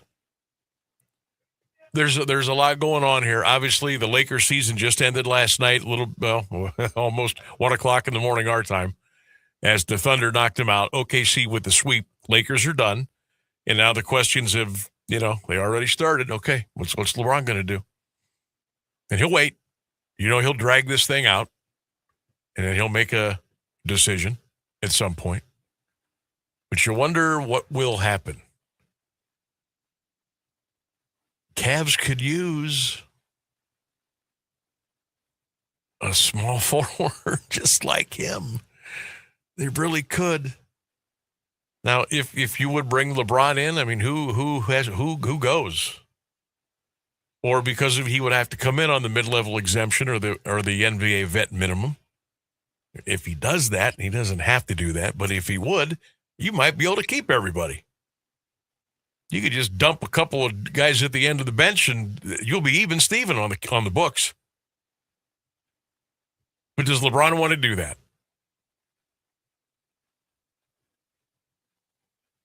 Doesn't it almost make sense that LeBron and Bronny come back home? Doesn't it make sense? Some people are for that kind of an ending. Some are not. They think it's corny and syrupy, but others want that fairy tale. The question is, does LeBron want it? Makes sense. And the guy can still play. I think some of the times that's what gets lost in all this mess. he can still play. Yeah, a lot of people, I think, just kind of see it as his little farewell tour. He's going to be shaking hands and kissing babies all those last games and saying goodbye to everybody, and it's going to be a parade. But he'll still be here to play basketball. And he will. Yeah. Oh, he'll still do all those things, of course. But let's just say he comes to Cleveland for a 2-year.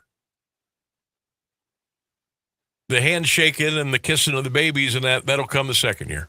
Yeah. And maybe it comes with a title. Who knows? Maybe he comes back the first year. Who knows? I don't even know if he's coming back. It's all speculation. But at the end of the day, the young fella from Akron, Ohio, can still play. It's not like he's, we'll give him 6 or 7 minutes and he can get a rebound and sit down. He can still fill up the stat sheet. And I know they lost to Oklahoma City last night, and I know he missed a crucial shot under 10 seconds to go in the game last night. And I know Austin Reeves led the way with 27 points last night. But for God's sake, LeBron played 40 minutes. 24 points, 12 rebounds, 3 assists, and a block shot. Does that sound like a guy who's ready to hang him up and can't play anymore in the league?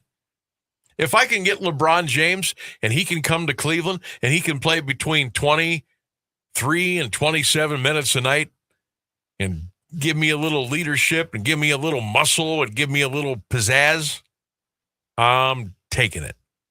I'm taking it all day long. That's just one man's opinion. We'll see. We got plenty of time to talk about that.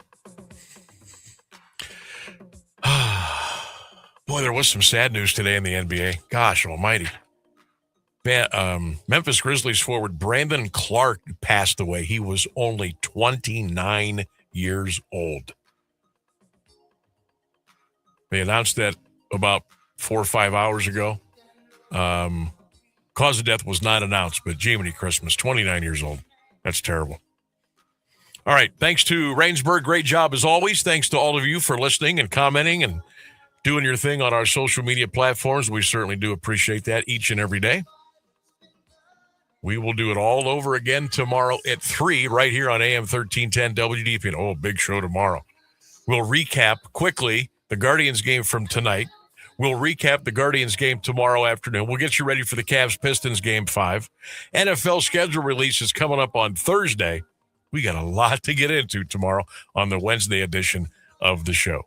Don't forget, and as always, go Browns, go Bucks, go Guards, go Cavs. Have a great night, everybody. We'll see you tomorrow.